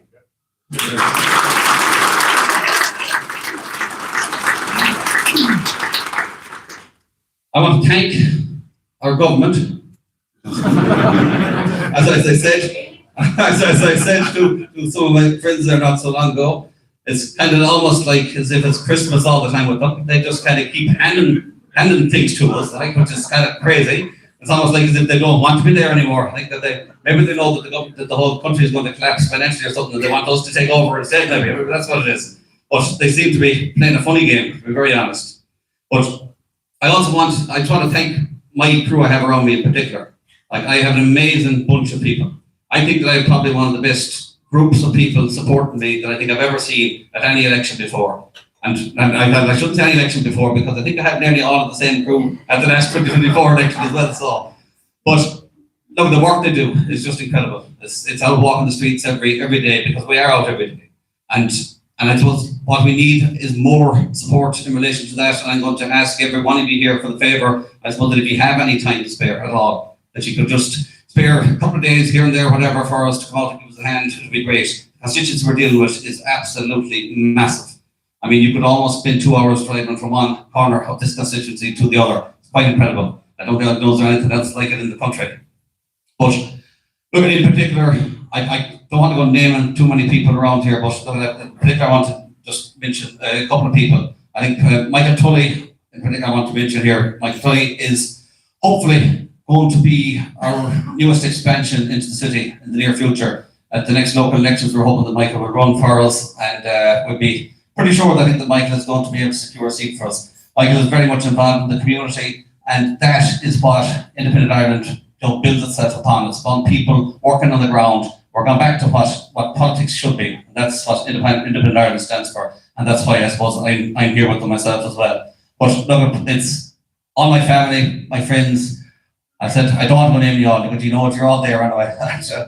But look, the work you're doing is incredible. And I know it's not easy to keep doing what you do. But look, all I can tell you is I really appreciate everything that you are doing for me.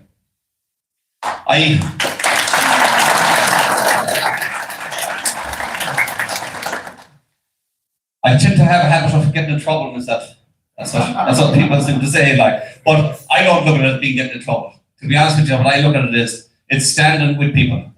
Like, if I believe there's a wrong being done in the community, then I will stand with them right to the end. And that is the way I feel. And that's the way every politician, as far as I'm concerned, should feel as well. And I think we saw that very clearly with the organisation of Independent Ireland over the last week in relation to these fuel protests and everything. So again, it gives you courage. There's hope for this country yet.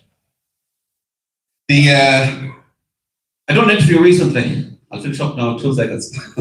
I done an interview recently, and it was a bit of an eye-opener. I kind of got caught on the hop, like, so the journalist, I would call them, who was interviewing me, they just said to me, they said, "But Noel, where do you think you're going?" He said, "You're only a small little party." And he said, "You're never going to be able to take over the government." And the answer I gave him was quite simple. I was like, "What do you think we should do? Give up with it and let the country continue down the road it's going?" That's not what I see. We have to fight to try and get things back the way they should be in this country. And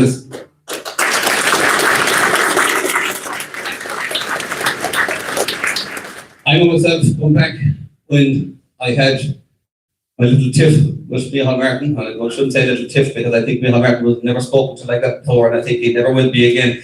And I had my wife there in fair play to her, who was suffering for a long time now with me. But I think she was a witness of the phone call I had with Micheál Martin, and I think she didn't even know who I was talking to at the time, or forwarding that down the phone. But anyway, I suppose what I was trying to say is that, Independent Ireland, as far as I'm concerned, is the future. It's getting back in touch with the community. It's getting back in touch with the ordinary people, the people who are suffering every day in this country, the ones that are not being thought about at all. And that's why I want to stand with Independent Ireland. That's why I want to see the party grow. That's why I want to see as many people as possible to join this party. And let's show this government that maybe their time is actually numbered, it's going to be numbered a lot faster than what they think. What do you mean,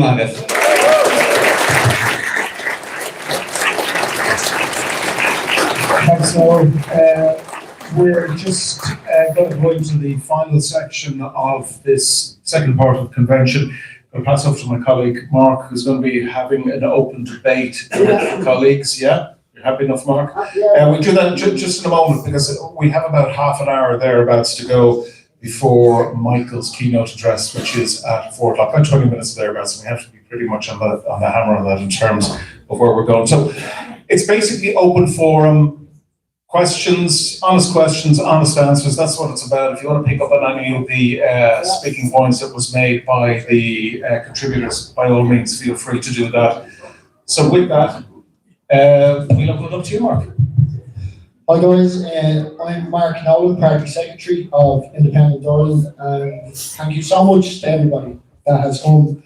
We started nearly 3 years ago now, and it's just grown exponentially, and it's mind blowing really where we are now when we look back, where we had 2 TDs that had the courage that probably could have been elected as independent TDs for the rest of their lives, but they had a vision, they wanted to build something, and we are very much building that at the moment. This party is built on hard work. Everybody involved in this party works 7 days a week, 365 days a year, and that's what it takes to be. That's how we get where we are now, and how I really believe we're going to continue to build into the future. So it's very important, I think, to recognise the people behind the scenes that make it all work, that the people behind the men that you see in the ball every week. Val in Michael's office and Michael's whole team, absolute legend. Trina, obviously, in Richard's office. Lorraine and Amy are here, and Eva, is it Eva, sir? Anya, who I met for the first time today. Ken's team, Fran, Eileen, Kieran, and Bridge, who was here from Kieran's office. And just everybody that works behind the scenes is absolutely fantastic for us. Thanks a million to Alan Cantwell for all the work that he has done in organising today. And we'll go to questions now and open it up. I think I'll ask Michael Fitz the first question, then we'll go to the floor. But before we do, I just want to highlight that yesterday alone, we had 207 people want to join Independent Ireland.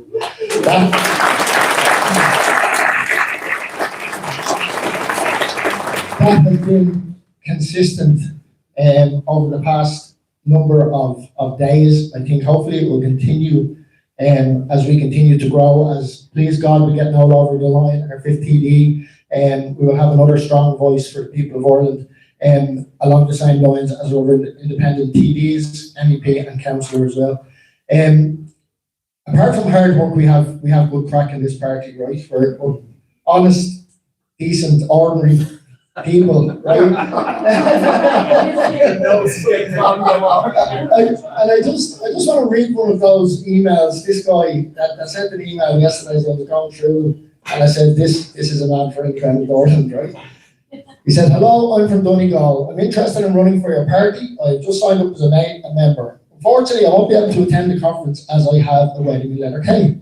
I was in Athlone at the Mercosur protest and have been a big fan of your party since. You speak sense, you understand the people of rural Ireland, and that Fitzmaurice fella has some voice on him. Will you be singing Ireland's call at the conference? I think that will go down well. I said, just try and stop him. Okay, so we're on an extremely tight timeline. Michael has to speak at 4 p.m. So we have literally maybe 10 minutes of a Q&A, and something that Michael Fitzmaurice is extremely passionate about. I love, Michael, for you to maybe touch on a couple of things. The biggest crisis that the country has faced for a long time is housing and infrastructure. Michael's understanding, his ideas, and his knowledge of all things building is it blows my mind, to be honest with you, and I'd love to hear some input from you on it if you wouldn't mind. Michael, thank you.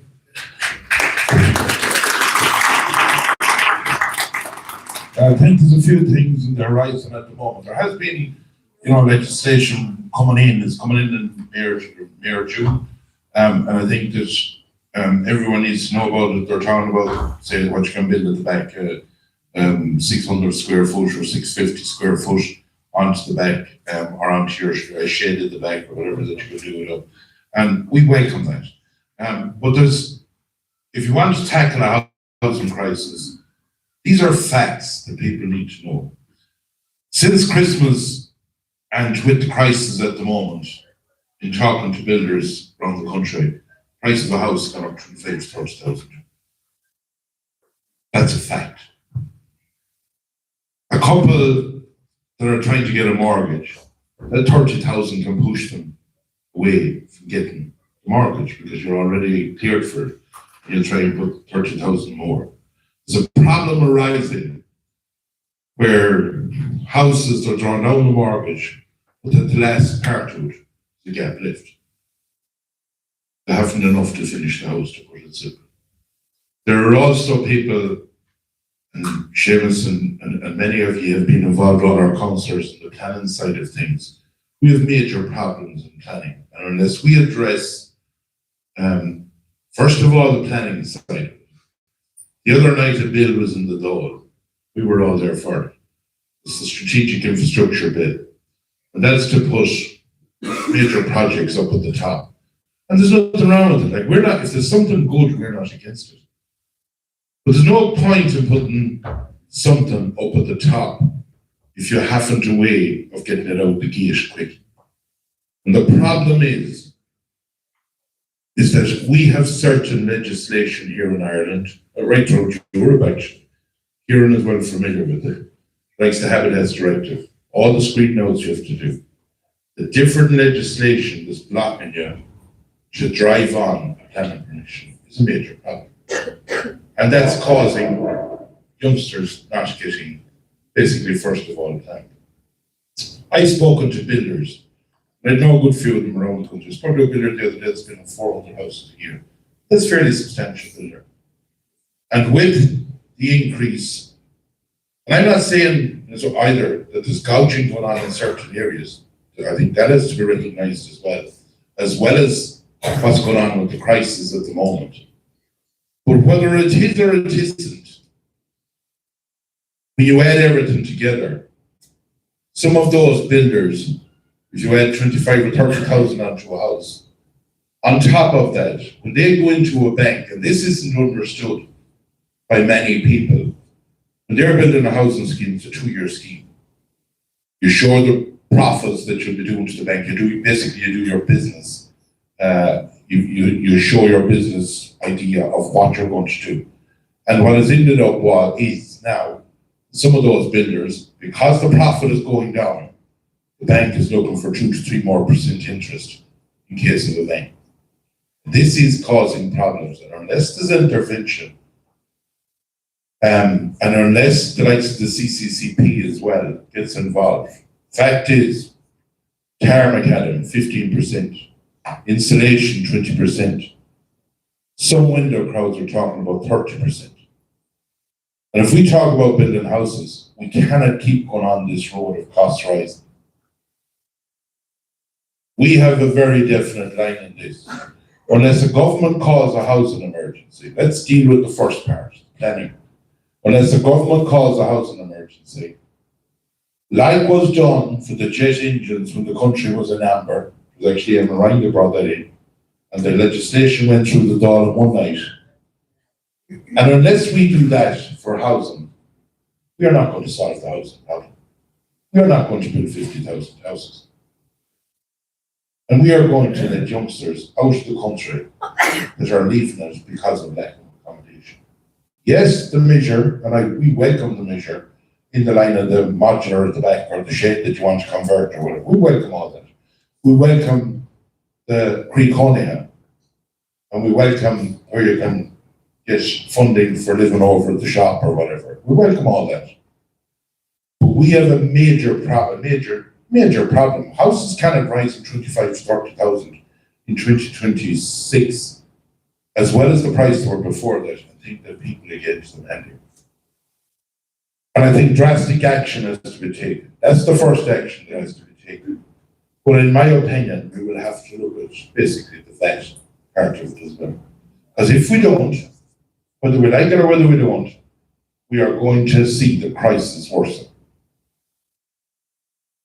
And what I want to ask people, what is your thoughts on the whole housing situation? What is your ideas on it? I've told you what we're thinking at the moment, what we're doing. On planning, go to rural planning. All the councillors know it. Every one of them. Rural planning, you have to go, it could take you 9 or 10 months.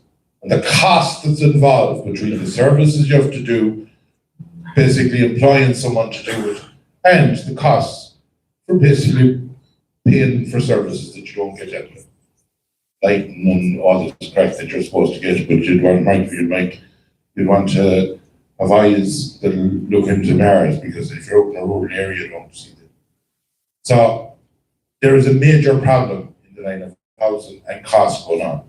There are builders at the moment, I know it, I've spoken to them the last few days, that are actually going to China now to see, can we source windows that will be cheaper? And if that's going to be a knock-on effect to losing jobs. And I would like to know what your thoughts on that is. Come on. Just, Richard, would you mind just saying a couple of words? I know Richard is a builder all of his life, and a couple of words on that would be great. Okay. This one here, I'll take this. On here. So thanks, Michael, for doing that. I'm in building all my life. I'm nearly school leaver 15. I went into the construction industry, and I'm self-employed since the age of 21. Just to put it into perspective and I see the young people here today, which is absolutely brilliant. I'm a father of 4 boys.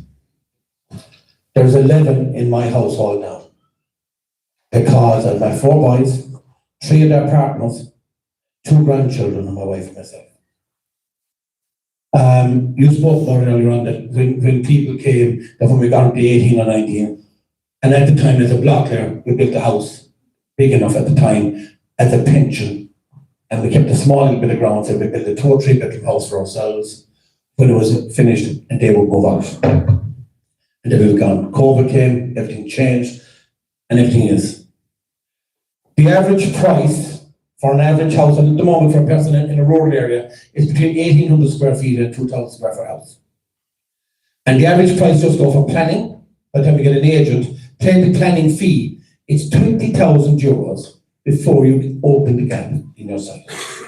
That's what it costs for somebody that's working, has their own site, if they have to buy it, they put that expense on top of it, and this is the cost that a person has to come up with before they build a one-off house.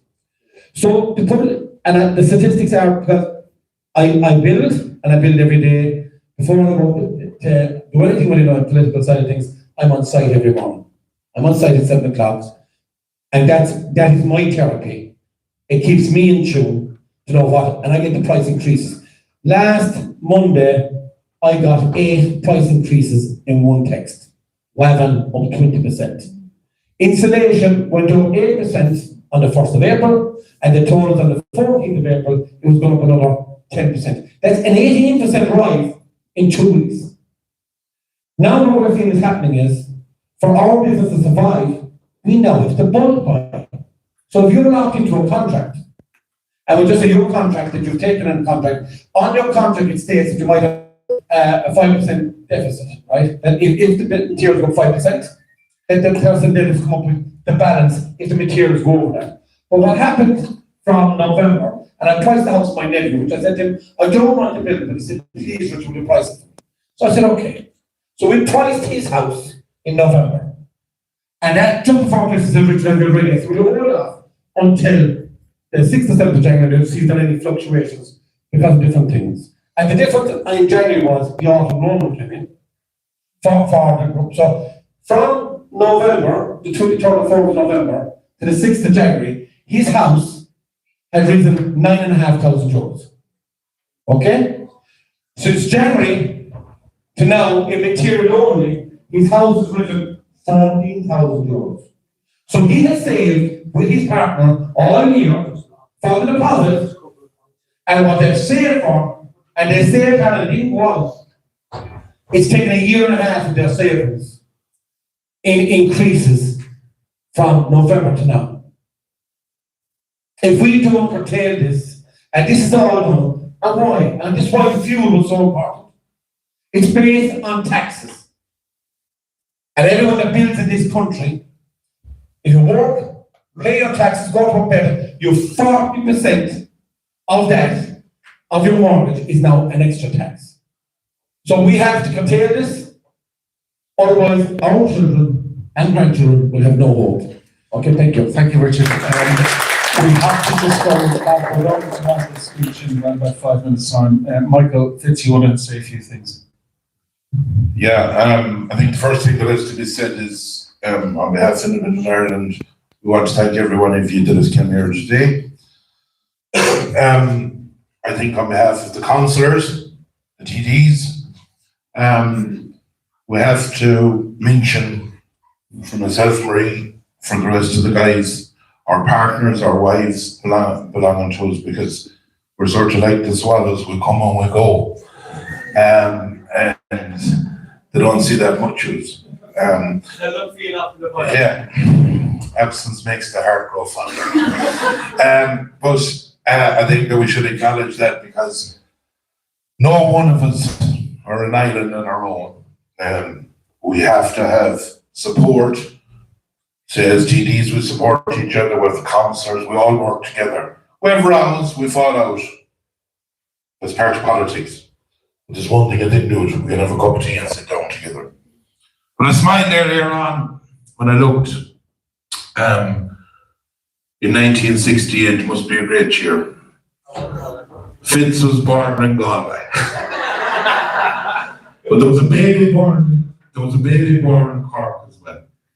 And that baby grew up, and for 30 or 35 years, that baby grew into a man.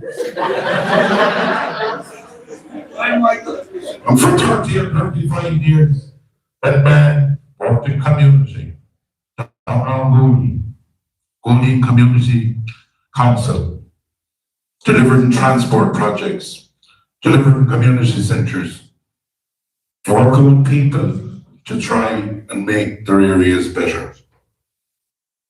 And a different raft of jobs and life experience of being a farmer.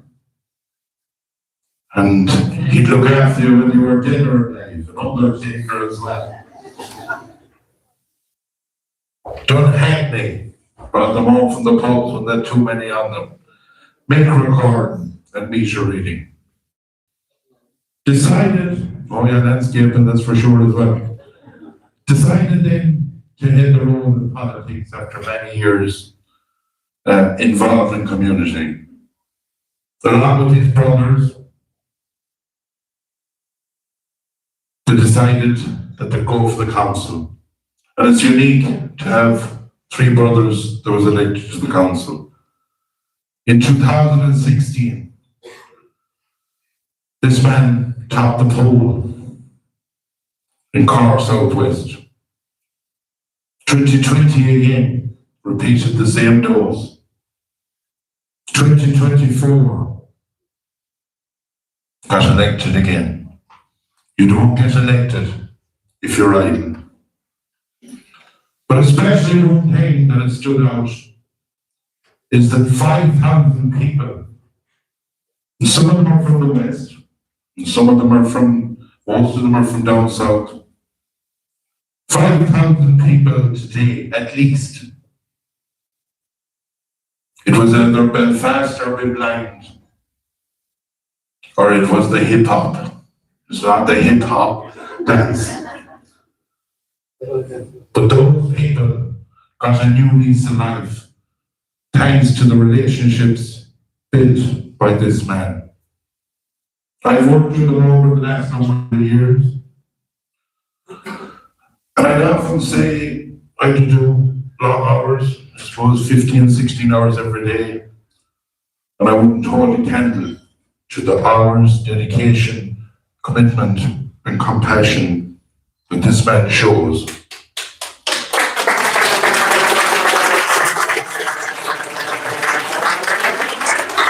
He has business team with him. He tries to be the mediator, because I'm not all sunshine at times.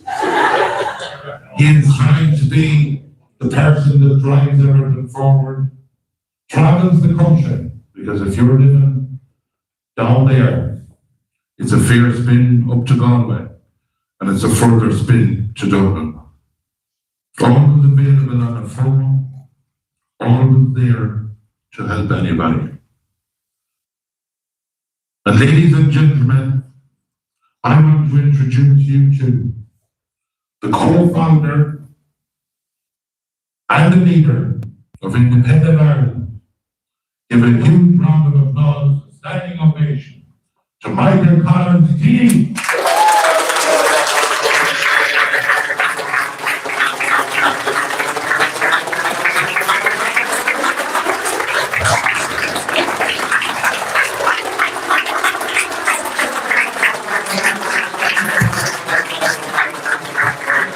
Thank you. I was a little worried there first because I wasn't sure who he was talking about. Thanks, Michael. It was a fantastic introduction. These Mirgant Galway, we stand at a moment that should trouble every citizen who still believes in accountability, restraint, and the fundamental duty of a government to serve the people, not suppress them. The recent handling of the fuel protests has exposed something deeply unsettling at the heart of our leadership. What began as a cry from our people, workers, families, citizens struggling under the weight of rising costs was not met with dialogue, empathy, or even basic curiosity. Instead, it was met with force, not just policing, but the extraordinary reckless decision to call in the army. The army. Let that sink in. Yes.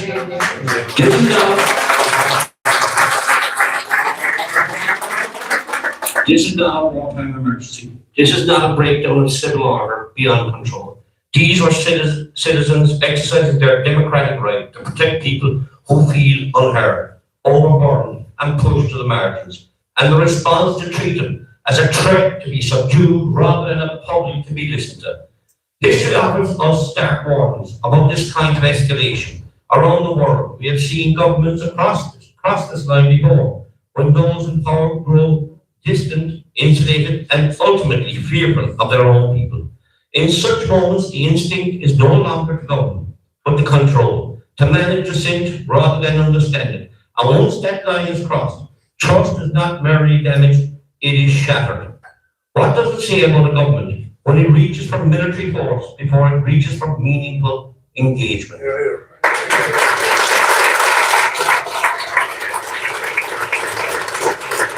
They said they are detached from the realities of everyday life, detached from the financial pressures facing households, detached from the frustration simmering in communities, and perhaps most easily detached from the very principles they were elected to uphold.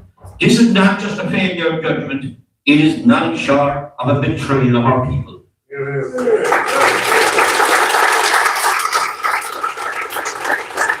A betrayal of the electorate who entrusted him with power, a betrayal of the democratic norms that rely on protest as a legitimate and necessary expression of public will, a betrayal of the idea that government exists to represent, not to intimidate. And let us be clear, when a government begins to view its own citizens as adversaries, it has already lost its way.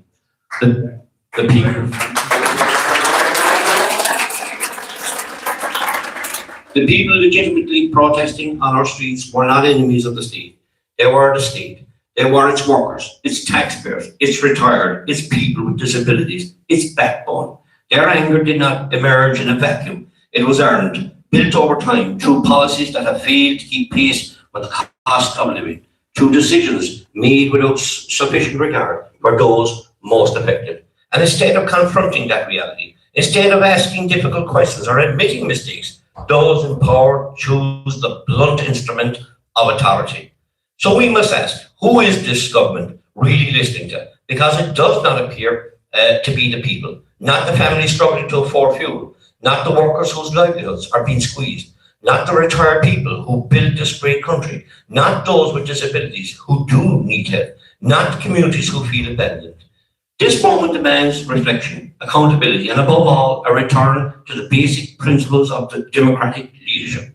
Listen first, act proportionally, and never forget who you serve. Because the true strength of a nation is not measured by how quickly it can silence dissent, but by how honestly it can confront it. And right now, we are falling short.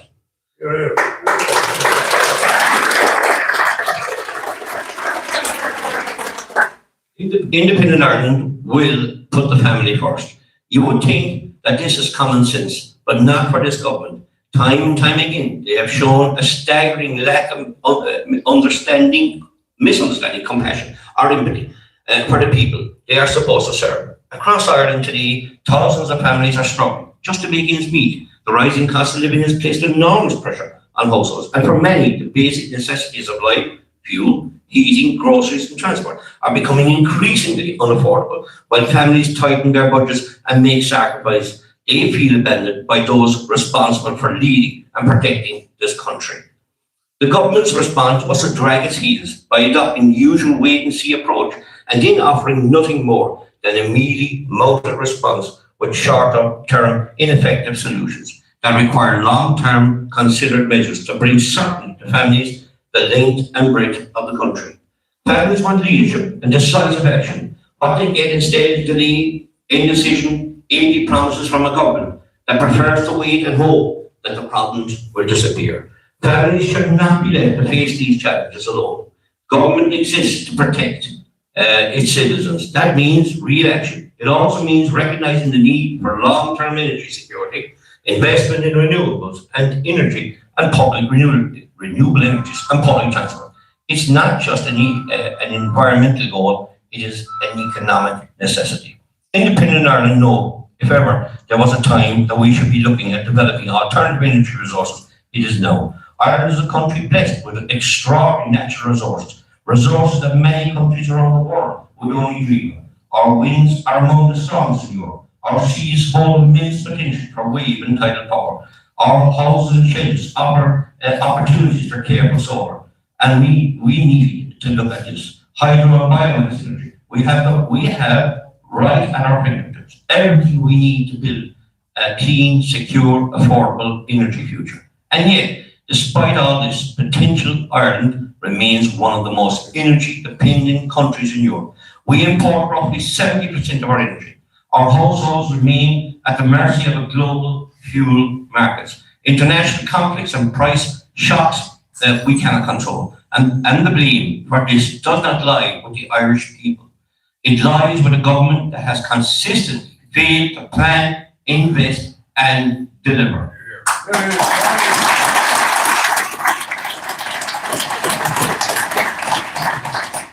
For 10 years, independent Ireland politicians have seen the potential of the Barry Road oil and gas field for Ireland, but our government has refused to make Ireland energy independent by burying its heads in the sand, first allowing a destructive Green Party to dictate, and now the recent refusal to look into the Barry oil field lies, as our Taoiseach said to me a couple of weeks ago, when Van der Leyen advises us not to. Barry Rowe has the potential to independently fuel this country, while at the same time fund renewables.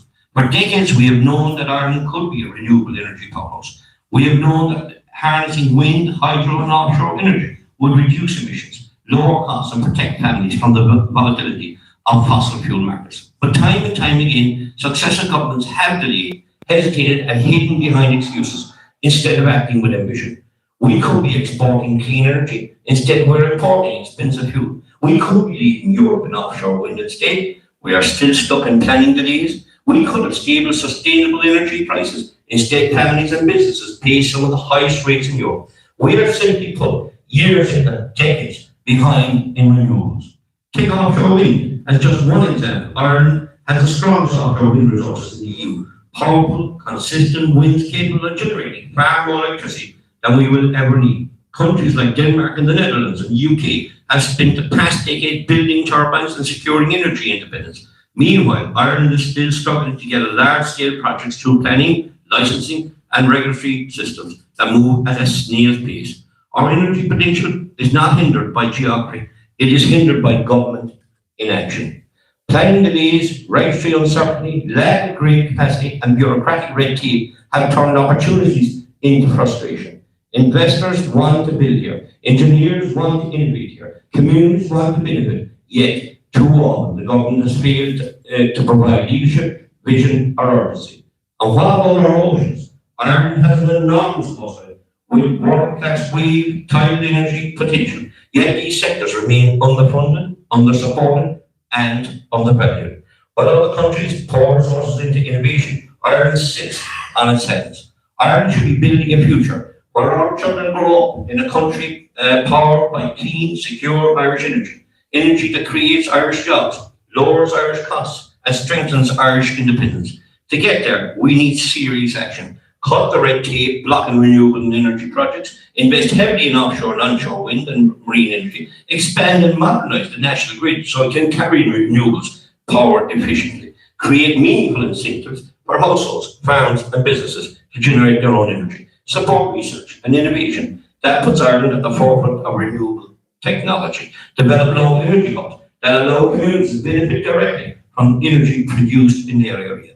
Independent Ireland know that one of our greatest natural resources is being decimated.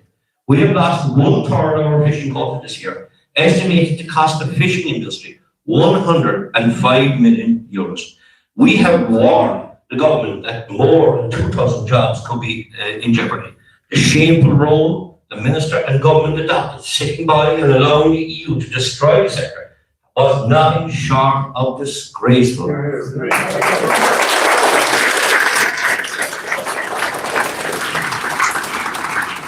For generations, fishing sustained our coastal communities. It created jobs, supported families, and shaped a way of life deeply connected to the sea. Yet, despite its importance, the sector is now at a crossroads. We are contending with the shrinking quotas that are among the lowest in Europe, competition from larger foreign fleets operating in our own waters, and rising operational costs that make it increasingly difficult to earn a viable living.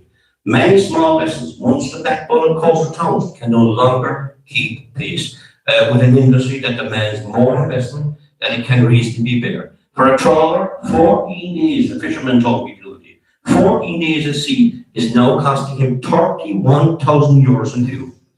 At the same time, environmental pressures such as climate-driven changes in fish migration, habitat degradation, and increasing pollution have all been weapons to take more quota from Irish fishermen, both pelagic and inshore. This threatens stocks that were once abundant, as foreign fleets have robbed Irish waters. These are complex challenges, but they are challenges that Ireland should be confronting head on. Instead, we see is a pattern of inaction. While other nations aggressively champion their fishing interests in EU negotiations, Ireland has too often accepted outcomes that leave our fishers disadvantaged. Promised reforms arrive slowly, or not at all, and support for sustainable practices, fleet renewal and coastal infrastructure remains far below what is needed. This lack of decisive leadership is not merely a policy failure. It is a failure to protect our national resource. Our seas are rich of the benefit. Irish communities reap only a fraction of the benefit, and foreign fleets take the most. Without stronger advocacy, better code allocations, and recommitment to long-term sustainability, we risk allowing an entire sector feed along with the culture, the livelihoods it supports in mainly coastal communities. Ireland needs a government that recognises fishing not as an afterthought, but as a strategic national asset.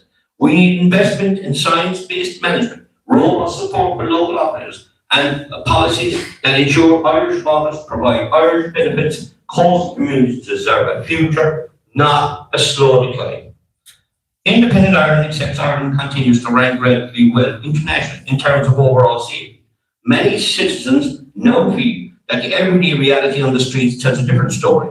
Incidences of violent assaults, antisocial behaviour, open drug use, and intimidation have become more visible in public spaces, leading to a deepening sense of unease among residents, workers, and visitors. One of the most troubling aspects of this situation is the sense that public order has deteriorated in areas that were once considered safe and welcoming. Busy shopping streets, transport hubs, and city centres locations have become places where people report feeling vulnerable. particularly at night. Many individuals, especially women, older people, and those travelling alone, now speak openly about the feeling anxious when walking through certain parts of their own towns and cities. Even when individuals have not personally experienced crime, the atmosphere created by frequent incidences and widely shared reports has contributed to a climate of fear. A major source of frustration among the public is a lack of accountability for those responsible for criminal and antisocial behaviour. Repeat offenders appearing in court multiple times for similar offences has become a common talking point, leading many people to question whether the justice system is providing an effective deterrent. In particular, crime such as assault, theft, vandalism, and intimidation are often seen as going insufficiently punished, which can undermine public confidence in the system as a whole. The issue of youth crime is also groups of young people involved in theft, harassment, or vandalism are often cited as growing problems. While many acknowledge that young offenders may come from challenging social circumstances, there is increasing concern that the current system does not provide adequate consequences for repeated criminal behaviour. As a result, communities sometimes feel that offenders are able to act with little fear or serious repercussions. Underlying many of these concerns is a broader question about responsibility and accountability within society. When people feel that the laws are not consistently enforced or that the offenders face limited consequences, confidence in public institutions can begin to erode. Restoring that confidence will require not only effective policing, but also a justice system that is seen to operate fairly and transparently, and with meaningful consequences for criminal behaviour. Ultimately, the sense of fear and frustration expressed by many people reflects a desire for safe communities where citizens can go about their daily lives without intimidation or anxiety. Addressing these concerns will require a balanced approach that combines strong law enforcement and effective justice policies. Independent Ireland sees housing as a significant issue that continues to shape the lives of individuals and families across every corner of this country. The deepening housing and rental crisis, it is a crisis that has stolen opportunities from young people, placed unbearable pressure on workers and parents, and left thousands without a secure place to call home. And while its impacts are felt every day, the government's response has too often fallen short of urgency and ambition required to truly address it. For years, we have watched rents far beyond what ordinary people can afford.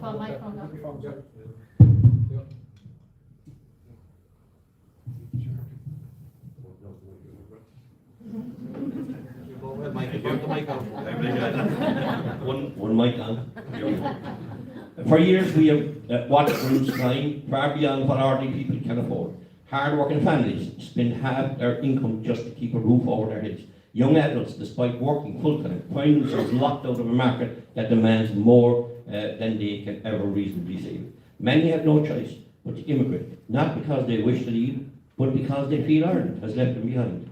At the same time, homelessness has remained stubbornly high, with record numbers of children growing up in emergency accommodation, an injustice in any society, but especially in one as prosperous as ours. Yet, despite countless announcements, strategies, and glossy policy documents, the promised solution have repeatedly failed to deliver.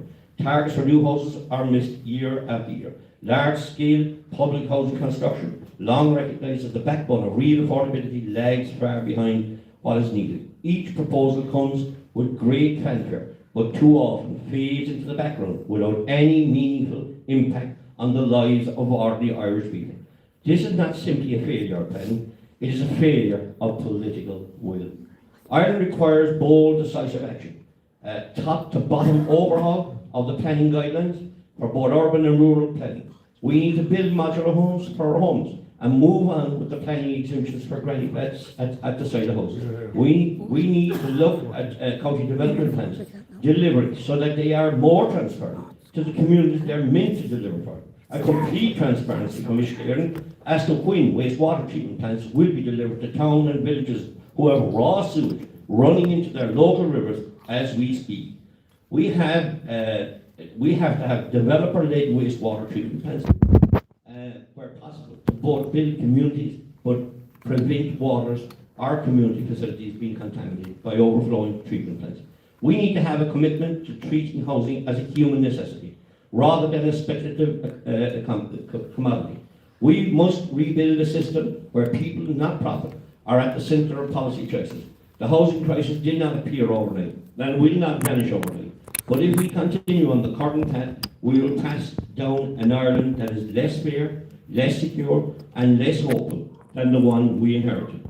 Our government must move beyond half measures and deliver the scale of reform this moment demands. Independent Ireland know Irish farming is more than an industry. It is the lifeblood of our rural communities, the backbone of our national food supply, and a vital part of our cultural heritage. Yet once again, this sector finds itself forced to defend its future, this time against the deeply concerning Mercosur Treaty.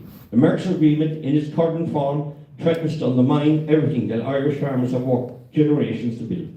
It opens the door to massive volumes of beef imports produced to standards far below those required here in Ireland. It places Irish family farms that follow strict environmental rules, animal welfare practices, and sustainability measures into unfair competition with industrial scale operations thousands and thousands of miles away.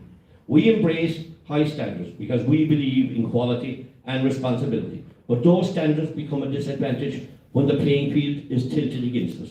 That is why farmers across the country have refused to stay silent. That is why in Athlone we witnessed a major protest, an extraordinary display of unity, determination and resilience. Farmers stood shoulder to shoulder, not out of anger alone, but out of deep commitment to defending their livelihoods and protecting the integrity of the Irish agriculture. The message was clear. We will not accept a deal that sacrifices rural Ireland for political convenience.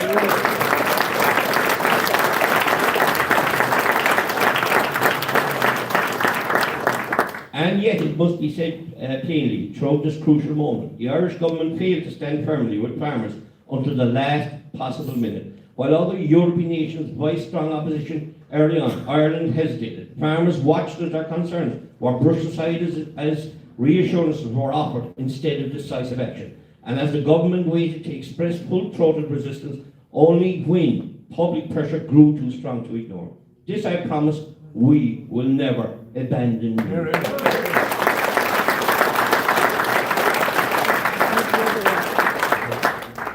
In the last general election, women won 44 out of 174 seats. In Galway, representing only 25% of TDs, one of the lowest proportions in Western Europe, and well below the EU average of around 32% at local government level. Progress remains slow. Women currently account for just over a quarter of councillors, an increase to 26%, but still far from parity, and with some county councils having as little as 10 to 11% of female representation. Independent Ireland has spent the past 12 months engaging with women who can grow this party, women who have a real vision for the future of Ireland and for Independent Ireland. Yes, women who, in some cases, have different views to us in certain ways. But this party, which we are willing to listen and further develop these views, so we will have these women ready for the next election. Independent Ireland realises the potential for more tourism in this country. We are very concerned that many months last year our tourism numbers dropped. We call on the government to double its efforts with Fault Ireland and know this can happen, as Ireland is one of the finest, safest islands in the world to holiday in. We are extremely concerned by the efforts of this government to attack short-term lists, not giving them clarity for months as deadlines draw to a close. Deadlines that will force people, mainly in rural communities, to seek planning permission for businesses they have ran safely for many decades. This will end up in forcing these businesses to close. This is a direct attack on rural tourism, on mainly hard-working women who work at home on Airbnb. Independent Ireland's solution is simple. All previous short-term lists should register, yes, but should be planning exempt. Any new Airbnb will have to be planning compliant and registered. The upcoming by-election in Galway West and Dublin Central are going to be our next challenges. We have spent a considerable amount of time on the Councillor Thomas's campaign here in Galway and see how many difficulties the people of Galway find themselves in now, following a failure of national politics to deliver to the people of Galway West. Inaction in relation to the desperate needed building of a new Galway hospital, or for a new and proper transport service is just a couple of the issues that are here. I have no doubt that if the people of Galway West elect Noel Thomas, he will fight tooth and nail, as he has a very clear vision and love for his people. And I have absolutely no doubt he will deliver once elected in the upcoming May by-election.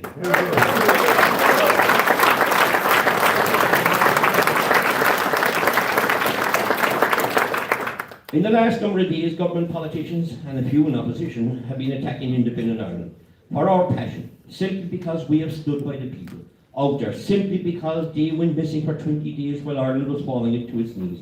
Let me tell these politicians, Independent Ireland is a rapidly growing party who stands by its electorate, a party who stands by every working man and woman in this island, a party who stands by the retired people of this country, and a party who stands with those who have disabilities. This is something those who give out about us do not do. In conclusion, Independent Ireland is not going away, and yes, those that think he can quieten us are not thinking straight, as our voice is the voice of the Republic of Ireland, is the voice of the people, and is a growing voice like no other party in this country. Ireland is a nation of resilience, talent and potential, but families, workers, farmers, coastal communities all deserve far better than what they are getting. We need leadership that listens, leadership that understands, leadership that acts. When we put families first, when we protect our communities, when we stand up for our workers, for our farmers and fishermen, when we invest in women's leadership and safer streets, we build an Ireland that truly works for everyone. Independent Ireland will stand for those who today feel they have no voice. We will stand with the people in peaceful protest, as Independent Ireland is a new strong voice for the great people of this country, and no one will stop that voice being heard. Go ahead, me.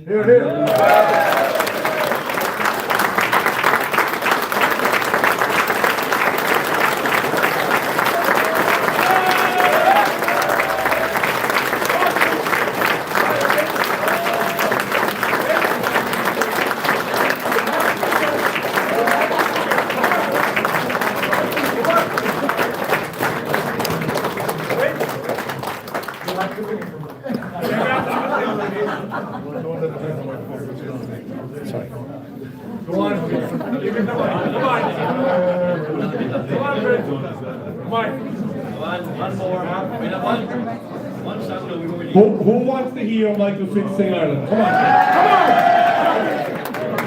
Come on! Sure, maybe someday I'll go back to Ireland, if it's only at the closing of my day, or just sit and watch the moonlight over and watch the sun go down on Galway. I'm sure there's going to be a life hereafter, and somehow I feel sure there's going to be. I will ask my God to let me have my heaven in this little land across the Irish Sea. We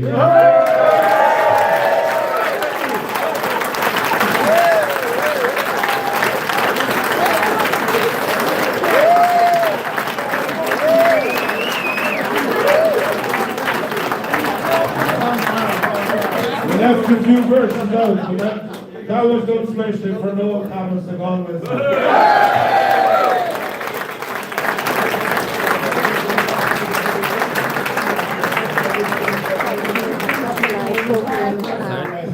Thank you, ladies and gentlemen. We've more or less come to an end. What a fitting end it was.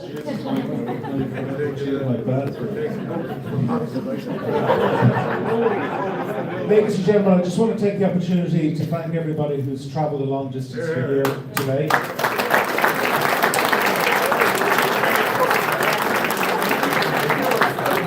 It was a long day, and I hope an informative day, and it gave you an insight into the direction of the party and where we're going. But more importantly, the takeaway from today is the by-election. Okay? Yeah. No, Thomas. We need people to stand up, to make themselves available. Put the shoulder to the wheel, because we have a lot of work to do. Noel has reiterated what I told you in relation to figures earlier on. I've seen the figures. It ain't that close. There's a lot of work still to do. So whatever time you can give to know, please do that. And to the TDs, our MEP and councillors, thank you so much for coming today, and thanks for all your help and support.